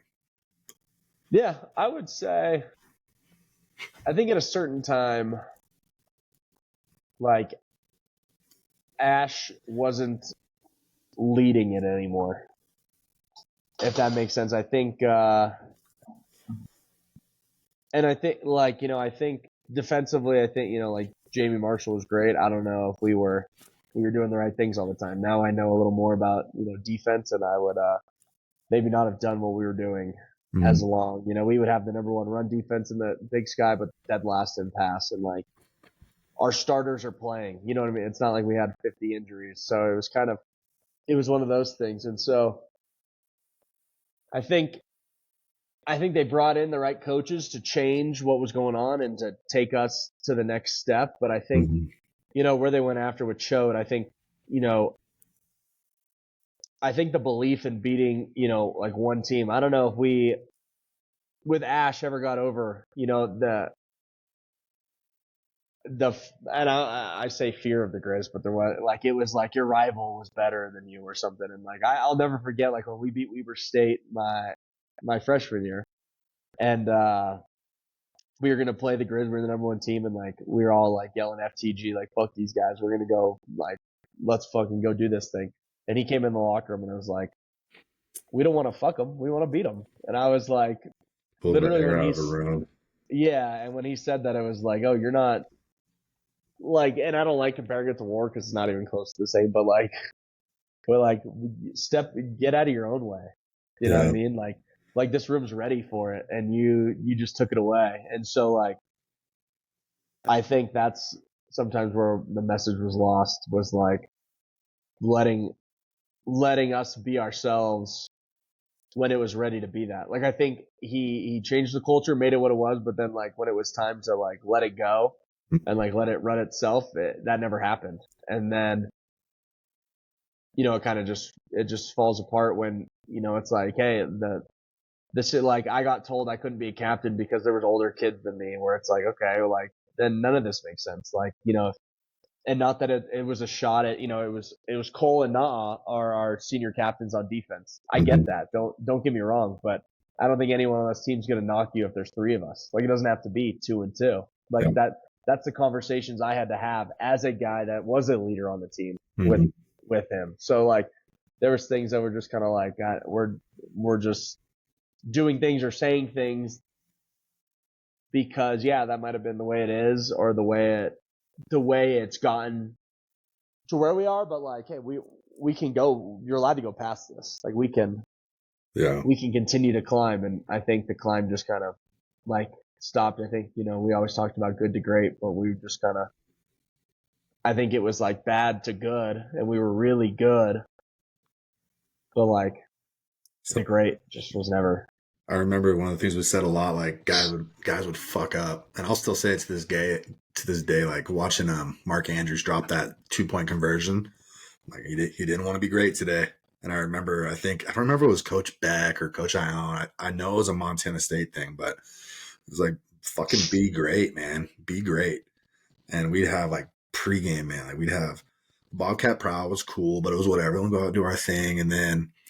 Man, we have like the national anthem and like guys are fucking wound up, and Coach Ione just had something to say, or Coach Wright and whoever it was. And, you got C-130s flying overhead and the blockhouse, what were they called? Where we were inside right before it came out. Yeah, the blockhouses. Blockhouse, breakhouse. The blockhouses, and that thing would be rumbling. We'd be fucking like, let's go. And then he'd be like, ball security. And I was like, fuck, dude, please stop being an athletic director. Like, let Coach Ione, let Coach Mack be the last guy to say something. And like I was actually going to go to Montana originally because I loved Coach Paulson, and I was going to go play linebacker there. And so, but a bunch of my buddies went there and stuff. And like, we built the Montana Stadium. We built the Montana State Stadium too, like when I was there playing. So like I got a lot of insight into both of these programs, and like we're sitting there like we don't want to fuck them, we want to beat them. And Coach Paulson is bringing in a Montana State helmet and beating the shit out of it in the meeting room and destroying it and like preaching absolute like genocidal hate towards Montana State. And these guys come out and kick the shit out of us. And then the next season we finally get pissed off and like fuck this, and we get some of our coaches that kind of get a little more wound up, and we dig on that, and we go beat them at home. And then when we're back home, it's like, we're going to do this stuff right. No FTGs on social media. No. It's like, man, like sometimes you got to let hate win a little bit, at least for that week. I remember Coach Noah would come out. Coach Joseph was a dog. I love that dude. He was so funny. But he'd come out with like a Grizzly shirt on all week at practice. Coach Green, whoever the guys were. And like some of those guys really tried to get it and really tried to piss us off. And then we get drugged back a little bit. I feel. And that was the step. I mean, I think we were missing. And then I think Choate took that next step. You know what I mean? I think he took the next one. And I always they lost the national championship, but that's just a 60-minute game. Like that just kind of sucks. But they are at that level. You know what I mean? Like it's now not looking back. Like they took care of everything. It's a 60-minute game, and like if we play that 5 times, like 4 out of the 5, I mean, it might go 3-2, 2-3, whichever way. But we were supposed to be there. That's the team that's where you want to be. And I think with the coaches they've hired and the steps they've taken, I think like Leon, the AD, and Cruzado and stuff, they've taken the right steps. I think. Yeah. Since we've been gone, obviously maybe Ash a year or two too long, but I think he'd have been a phenomenal. I would have taken Coach Ash over Mr. Fields as an athletic director any day of the week. I think he was an excellent coach's coach, but at the end of the day, like, let your players' coaches talk to your guys, and you manage your coaches. I don't know, though. I'm just a long snapper. But did you know that this is Waded's last year in Bozeman? She's retiring now. She's out. Yeah. And I think she was amazing. She really set us up. She gave us the highest ceiling that we could possibly ask for to be successful as a football program. She just grew that place, man. So impressive. 100%. And they finally built the indoor that they sold everybody on. They finally built the football facility they sold everybody on. They've done it all. And I think it's cool to see that they, the school's like 20,000 students. It was like 10, 15 years ago. Like she's done everything the right way, and it's awesome to see. I'm so happy for them. And all I want is continued success there. So it's super exciting. Yeah. She, every time I hear that name, it just makes me happy and grateful to have been involved there. So even though I transferred my last season, but man, like she just made it so easy just to be like, to fall in love with that program, fall in love with that school, and just what the mission was about. So, Oh, yeah, she was. Yeah, she's a mountain of minds. You know what I mean? oh man, absolutely, absolutely. So with a person like that, who would you say like impacted you the most in your time in Bozeman? It doesn't have to be a player or a coach or necessarily anybody in particular, but who would you say made the biggest impact on a young, impressionable Alex Singleton? Man, yeah, that's tough. I mean, I would go Coach Ione. You know what I mean? Yeah, I think it's easy. Like, I mean, just the way, like life, just life and family, I guess, kind of really seeing him, you know, grow, find his wife, start having kids all at the same time we were there. Football wise, just kind of always having his ear was great. Having a guy like we said, if he just would have been able to do some things, would have made us better. So I would yeah, always him. And, I just think getting to spend all that extra time with somebody makes it so much better. yeah. What I loved about Coach Ion, he was our leading. Did they still do character education Huh. I think that, yeah. when you were there? He was Yeah. our coach for that, and he was so just like everything. He was so honest, so transparent, so just like, hey man, here's the places where I fucked up, and I hope you guys don't make the same mistakes. And if you guys have, like, it was an opportunity for him to come through and show what his character really was, had been, what he's trying to grow to, and kind of opened the door for us to kind of like take a look and see what he was and who he was, and like talk about an amazing dude. Where's he at now? They're in Nevada. He's with Choate. That's good. I would love to Yeah. see him come back and be Montana State's head coach for a little bit. I know Montana State's a stepping stone school for honestly everybody now with the NIL, but Oh, yeah. I would love to see him come back, be a coach, be the coach. I'd love to see McIndoe be the coach. I'd love to see Denarius come back and be the coach. Big Nell. I don't know. One day, if I'm in the NFL coaching, I'm gonna bring those guys with me, so Love they it. can't stay there too long. There you go. What do you think about how, I mean, football's transformed so much since we played college? NIL, the transfer portal, things like that. Like, what do you think about that? I hear a lot of people not involved with college football as a player, as a coach, bitch about it. Um, but I mean, you've been there, you've done it. You want to go back and potentially coach at various levels. Like, what do you think of that? No, I think it's great. I mean, it's tough. It's hard to say. Like, obviously, you want guys to get paid for doing stuff that they are doing, but also then it's like pro football. So should you get scrutinized that way? Should you be able to be cut and traded almost? Like, should schools be able to be like, hey, you didn't perform good, like you're out? Right now, they can't do that. But now after a year, like, I mean, you sign a scholarship and they just kind of renew it every year. I think it's going to get to a point where schools are going to be like, hey, you didn't perform and someone paid you $100,000 to be here, like you're cut. And so, you also don't want that because I think it's such a it's still college, Mm-hmm. And so I don't know. I've talked to a lot of people on both, like, coaches. Coaches hate it. Nobody really wants to be in college football right now. It's tough. The NIL piece. Yeah, I mean, Yeah. if you, like that safety that he was at Alabama, went into the portal. Ohio State paid him $4 million. He left. He's going to be in the portal again this offseason. He's going to go to like if you're the best player in the country, why not? And that's not great. I don't think it's great, but also like, would I say if there was a portal when I played after my sophomore year, I could have transferred to Oregon? I don't know. I probably, it'd be hard to say no. It'd have been Dakota hard to. transferred for your guys' last season, right? No, that was after I was gone. Oh, He okay. played but yeah, he grad transferred, so that Yeah, you that's could right. still do that. But like, yeah, it's interesting. I don't know. People People ask hated me. him for that, man. People hated him, and now you got to think like well, I don't know what the kid's name is, the O lineman who is going to go to like Michigan State, Yeah. and people are like, oh well, you can't blame him. Like, well, you don't think Oregon paid Dakota? Like, you don't think these schools paid grad transfers back then? You're crazy. Like kids Everyone's that been went to getting paid. Alabama, they've been getting paid. Like, They it's should have been not. getting paid. But I mean, you couldn't go to Burger Bob's and get a free burger. Now, Burger Bob's, R Bar, all these places, you get free food your entire career there. Yeah. So it's interesting. I think that stuff is good. I do think like it's kind of gone overboard. I've been called where it's like, hey, you want me to buy play, like you're buying guys. It doesn't. Oh, they call you as an alumni to pay for guys to go to play there? Yeah, some of it doesn't. Well, and it's interesting. It's all. It's. I don't think great. I mean, I don't think it's not gonna. I don't think continue very long. Wells are gonna run out pretty quickly. People don't Yeah. just have. They're not nonprofits, guy. Like even these big schools, like I mean, Ohio State's paying, $25 million a year for a team. Like that's not a small budget, and you're not. Yeah. It's not a business. Like the person giving that money, they're not making money off of it. If you're you own Wells Fargo, even, you know what I mean. If you're a billionaire, how many years are you going to do that if your team doesn't win? And only one team can win every year, so it's going to be interesting.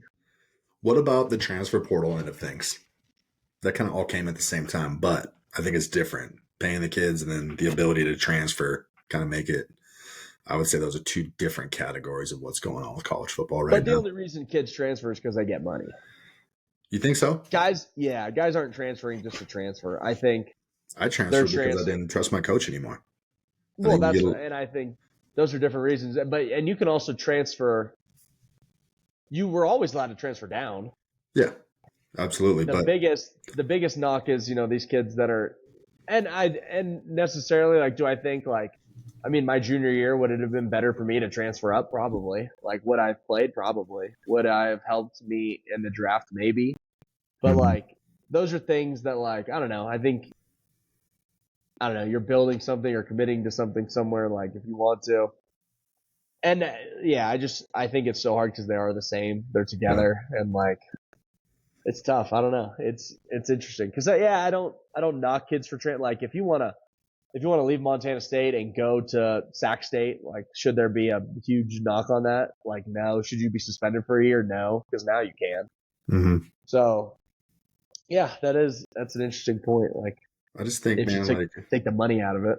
If the money was, I don't disagree. I think if you're going to pay kids to go to school there, I mean, when we were there, I think max scholarship, got everything paid for school, and then you got a $600 a month check or an $800 a month check, and then X amount of that check was removed for 5 meals a week in the swag.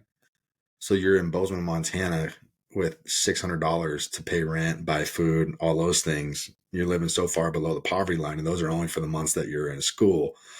And you're not allowed to have a job if you're on scholarship. So then we're forcing these kids to loan out. But I mean, aside from the cash part and people getting paid to play, whatever, Montana State is kind of proven to be a coaching stepping stone.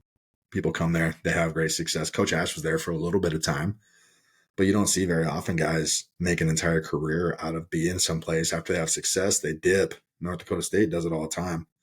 So coaches, my argument is, if we're celebrating Coach Choate going on and getting a better coaching job, getting paid really well, or Coach Mack or Coach Ione, why are we not celebrating Dakota Prukop getting that opportunity, or Isaiah Fonse, or whatever? What was this Sac State's kid's name? Scatabo. Oh, Scatabo. Kid's a dog. But I mean, if coaches are encouraged to find a better opportunity, and Coach Choate was telling all of his coaches, this is a stepping stone. Go find a better coaching job. Use this place. Learn what you need to. Move on. This is a business. And if you're getting paid, and the NFL is a business, for example, like when I went to Montana State, I was going there for the film school. I was told point blank, you'll be in our film program, blah, blah, blah. But I was going to do football and track while I was there. I get there. I start doing all my start getting into my classes, and I find out that I'm a football player. I got removed from the film program after I was told point blank that I could do the film program there. And, then you got guys like, I'll just use myself as an example again. Like, they're like, oh yeah, our long snapper in front of you, he'll be a senior. It'll be his last year. And then I get there and I sit 2 years behind him. And I'm like, bro, like, you guys just like straight up lied to me about this stuff. Like, some people, you might transfer over that. But I think the transfer portal evens the playing field, and you can't bullshit guys anymore. You got to be real, and you got to sell your culture. You got to sell the opportunity that is, not the bullshit that they want to hear, and it holds everybody accountable. And then if players don't hold up their end of the bargain, yeah, it's time for you to leave. If coaches don't hold up their end of the bargain, hey, it's time to go. But you build a good community. You build what you guys are building in Denver right now. You seem to be really happy with. If you had the opportunity just to transfer someplace else and get the same money, I don't know if you're just going to be like, all right, I'm out, because you're really happy there. And these coaches are focusing as college coaches on developing their talent, being real with guys, and not only creating better men, but creating better football players and a more winning program. You're going to have guys stick. But when you're just like, blowing hot air up these guys' asses, I feel like you do that, guys are going to dip out. You see some of these big schools that are killing it, have a phenomenal culture. Guys aren't leaving those programs, but you got the Montana, or you got the Michigan State guy. That's a huge opportunity. That's pretty cool. Can you really Oh knock your no, chin I'm not. for No, not taking knocking that? for it. No, it's all interesting. Yeah, it's wild. It's different. I don't know. It's tough. I think, there's 1,000 different arguments, and I think For nobody knows sure. the answer, and nobody can figure it out. So I think it's just it's a free for all right now, and that's the issue, though. I think just the NCAA isn't in charge of any of it. It's all Yep. schools are just leaving conferences, like they're building new, whatever. It's all Remember the crazy. I Pac-10? just it'll. I think eventually it'll figure itself out, It and will. I think the transfer without money, I think is a great idea, because I think guys would, like an lineman from Montana State, like, would you go to, like, what's the point of going to Michigan State except for money? I mean, some guy. Like, if you want to win a national championship, Michigan State, like, unless you're like, Michigan State's been pretty bad. I bet they haven't had any draft picks the last 2 years, That's a and good Montana point. State has. Yeah. Like, so you're not like how much it like, but yeah, I mean, I also do get, if they're going to pay you $400,000 as an lineman, like I get, there's Yeah. zero question why you wouldn't go. I So think those are some guys want that opportunity to play at the highest level.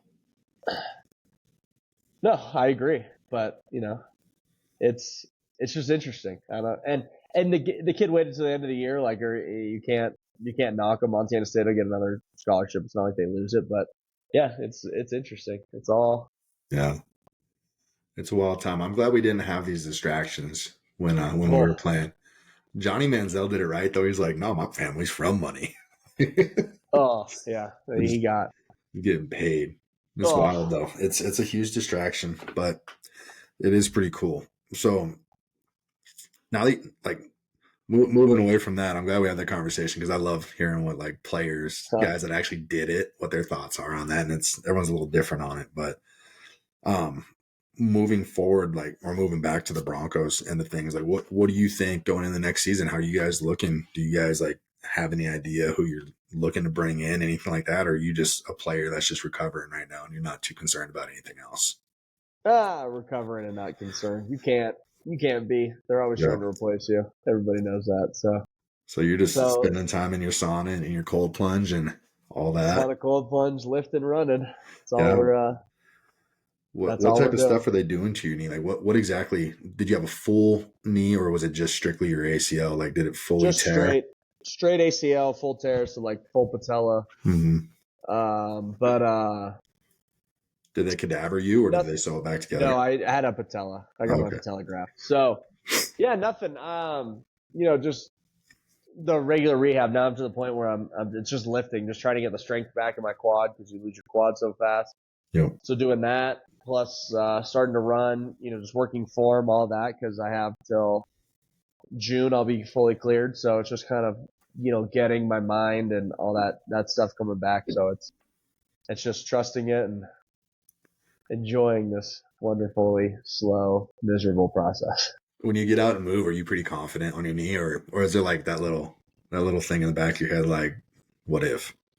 No, I don't think I had that, because I didn't go down when it happened. So and I kept Mhm. playing, you know what I mean? So I think, Yeah. luckily I don't have that, but it still feels funny, and it's like you kind of have to just force the Yeah. pressure on it, which I do, and it always catches. So it's been good. And you slowly do everything. Yeah, last week I started running on a treadmill, so I haven't done. Good.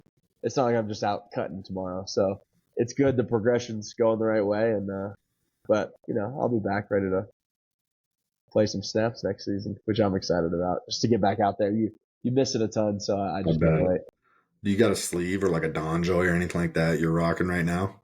When No, you're nothing. I don't wear anything. just totally naked. Is that what you're gonna do next year? I love it. Oh yeah. There's nothing on this. You're a savage. Absolutely. What type of training are they doing with you? Like anything specific that's super challenging for you? That's kind of I mean, you're recovering from something that you've never had a serious injury like that. What has that been like on your, on your psychological end of things, that new challenge you haven't ran into?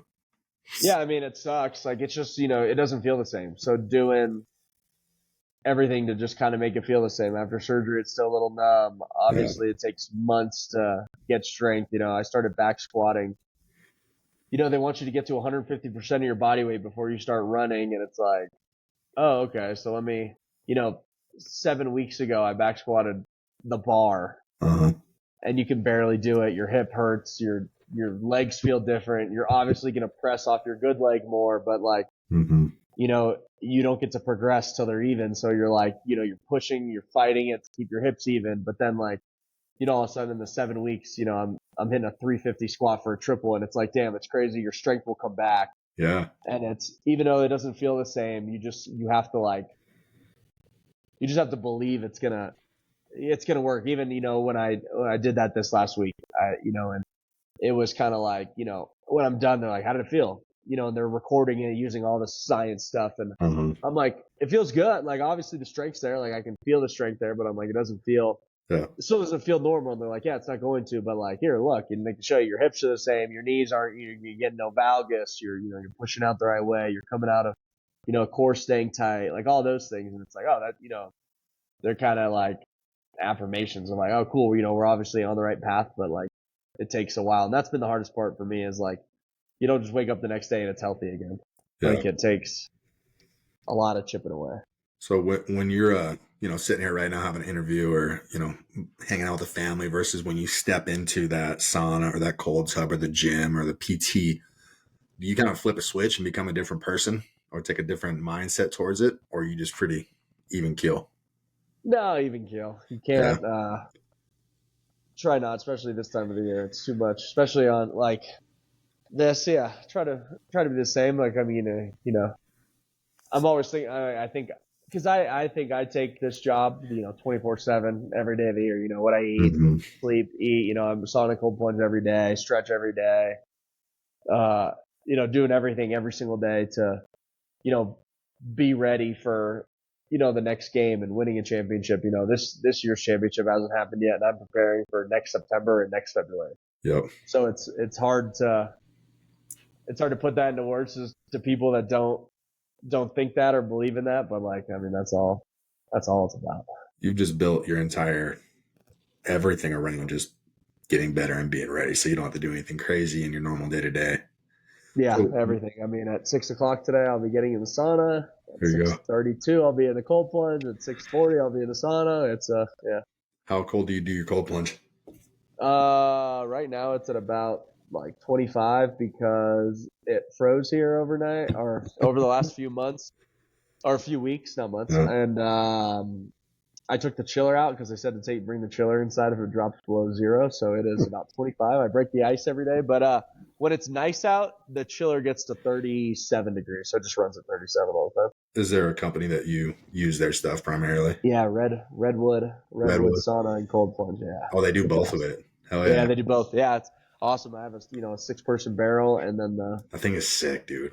I think it's super cool. I want one of those. So no better setup in the game. So if anyone get one, they're great. They were on the cheaper end too. They're for a sauna, they're in the like $2,000 to $5,000 range, which is good. So you just put that outside? Yeah, mine sits outside. How much is it for a 6-man? Closer to 5, but I still want to say it's in the 4s. That's not bad.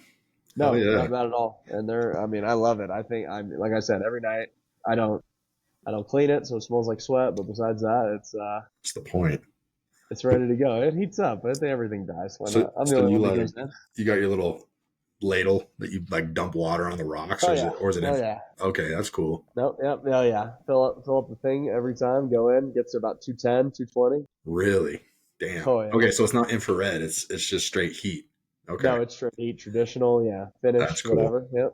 I Oh yeah. love it. That's badass. So when you like strap up and you actually like step on the field, is that kind of when you flip the switch, or are you not one of those guys? You just kind of, no matter what you're doing, no matter where you're at, you just Alex all the time. All the time, except there's times in games. I think as I've gotten older, it's become more of a like keeping it a focus. I think in the position I play, you got to line everybody up, got to keep everybody right. So Mm. you can't like I want the DNs to be going psycho. Like I want them to not know what's going on, but having to diagnose a formation, seeing plays, all that. You Yeah, gotta stay even keel. But there's a little. little twitch where you turn it on. Yeah, you're definitely more the cleaner mindset versus anything else. You kind of stay turned on no matter what you got, or turned on is just like your baseline. You're always kind of. Yeah, yeah. I think I'm just always it's all I'm thinking about 90% of the time, so I'm always ready. I love it. Have you ever read the Tim Grover book, Relentless? I have not. It's one of the best books I've ever read in my life. Life changing. Tim Grover was Michael Jordan's first trainer, Oh yeah, and was his first client he picked up was Michael Jordan. And which is crazy. yeah, he's got that book, and then he's got Winning, but it talks about a few things in there. You should read it. Let me know what you think. It was I I will. audiobooked I'll that have to look thing. it up. Yeah. Man, especially as an athlete, just you know, I think it's like a 10, 10, 12 hour listen on Audible. And I'm Oh, driving that's not tractors and stuff. All that. I put 50,000 miles on my truck this year, and then like that's not even bad. counting tractor. So I just listen to audiobooks and podcasts constantly. So that was I've read that one probably like 10 times. Just every time I pick up something different. But for a guy like you, that's always pretty aware of what you got going on, I think it would be a fun one for you. Oh yeah, I would love that. That would be. Hell yeah. Well, what with all the stuff you've had going on, I think the most notable thing that you've had, kind of, I don't know if reward, but it just showcases. I mean, you were voted this year or last year team captain by your teammates for Yeah, Denver. this last year. Yeah, What was that like? How did they tell you that? it was sick. We do like a captain's dinner in Denver, which is sick. So like Sean brings us, and then they kind of tell us, and it was cool. I guess I had an inkling before it was going to happen, but yeah, it was still really cool. I think it's just from my journey and how it's gone. I think it's really cool that my peers see me as that kind of guy where I've come from being a guy that's just happy to be in the building or trying to get in the building, one foot in, one foot out. So to be kind of one of those guys in the building was really special. That's awesome. That's awesome. So not only did they vote you team captain, but they made you the Denver Broncos nominee for the Walter Payton Man of the Year award. And your sister told you, she did she tell you, or did she get to tell you a second time? No, that was the first time I found out. They flew Really? them up here. Yeah, it was really cool that they came in, and that's I think those two things, obviously being a team captain is the coolest thing ever, obviously on a team, and then the Walter Payton Man of the Year like nomination, but your team's rep is really cool because obviously giving back to the community and like who you are on and off the field is super important. So to just have that recognized is really special. Just to Yeah. just give back, and kind of spotlight everything that I've done and the people that I've helped. That's amazing. What was it like having your big sister give you that give you that It was the news? best. It was cool. They surprised me, so it was a full shocking moment of them being there and surprised me. It was really special. That had to be emotional for you. Did you have any idea that was coming? No, I had no idea. They Really? fully surprised me, which was the coolest thing ever. Yeah, I feel like I don't get surprised or you figure something out that's gonna happen, and I didn't. So it was really cool. Yeah, that's watching the video and then the interview and stuff. I was like, I don't think I've ever seen Alex caught off guard by something. So that was pretty cool. No, yeah, no, it got me. It was good. So everything you do as a football player, and like it's all amazing. It's really cool, but it kind of pales in comparison to like your family life, everything you've done just like as a man for, you know, your sister and things like that, and just your involvement in the community outside of football that allowed you to become that nominee for the Walter Payton Man of the Year. Like, tell us about Ashley and things like that, and like what it's like growing up with a family dynamic like what you have. Yeah, for me, it's like giving back to the community, like, that gives so much, like, because of Ashley, I got involved with Special Olympics, my whole life, from, being a fan to being her brother to, getting to grow up together to, seeing her friends, seeing them compete. So I think for me, it's not even giving my time, it's almost, it's so important to me to give back to that community because, they've given, my family so much, but also, her friends, and just to see the way that they play games and sports, it's really special because it's the reason I enjoy it. And I think the reason that I just want to play, like, because if I'm just playing and get to play, like, I'm getting to put them on a stage and be able to, just thank my family. That's why I kind of see like playing that as like you're thanking your family.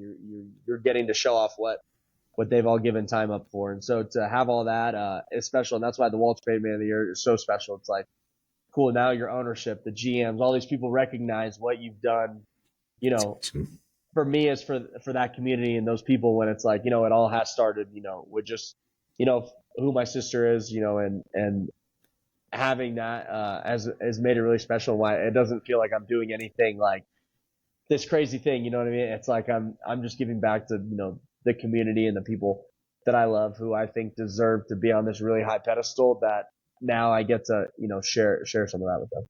I love it. I know you got a role here. I think what we should end this thing on would be if people want to get more involved helping out in like the Special Olympics Yeah. community and everything like that. Do you have anything that you are specifically running or spearheading that people can get involved with? And how can people get more involved in the special needs community and the Special Olympics community? Just anything like that. How could someone go from not having a clue to Yeah. being helpful in their area for things like this?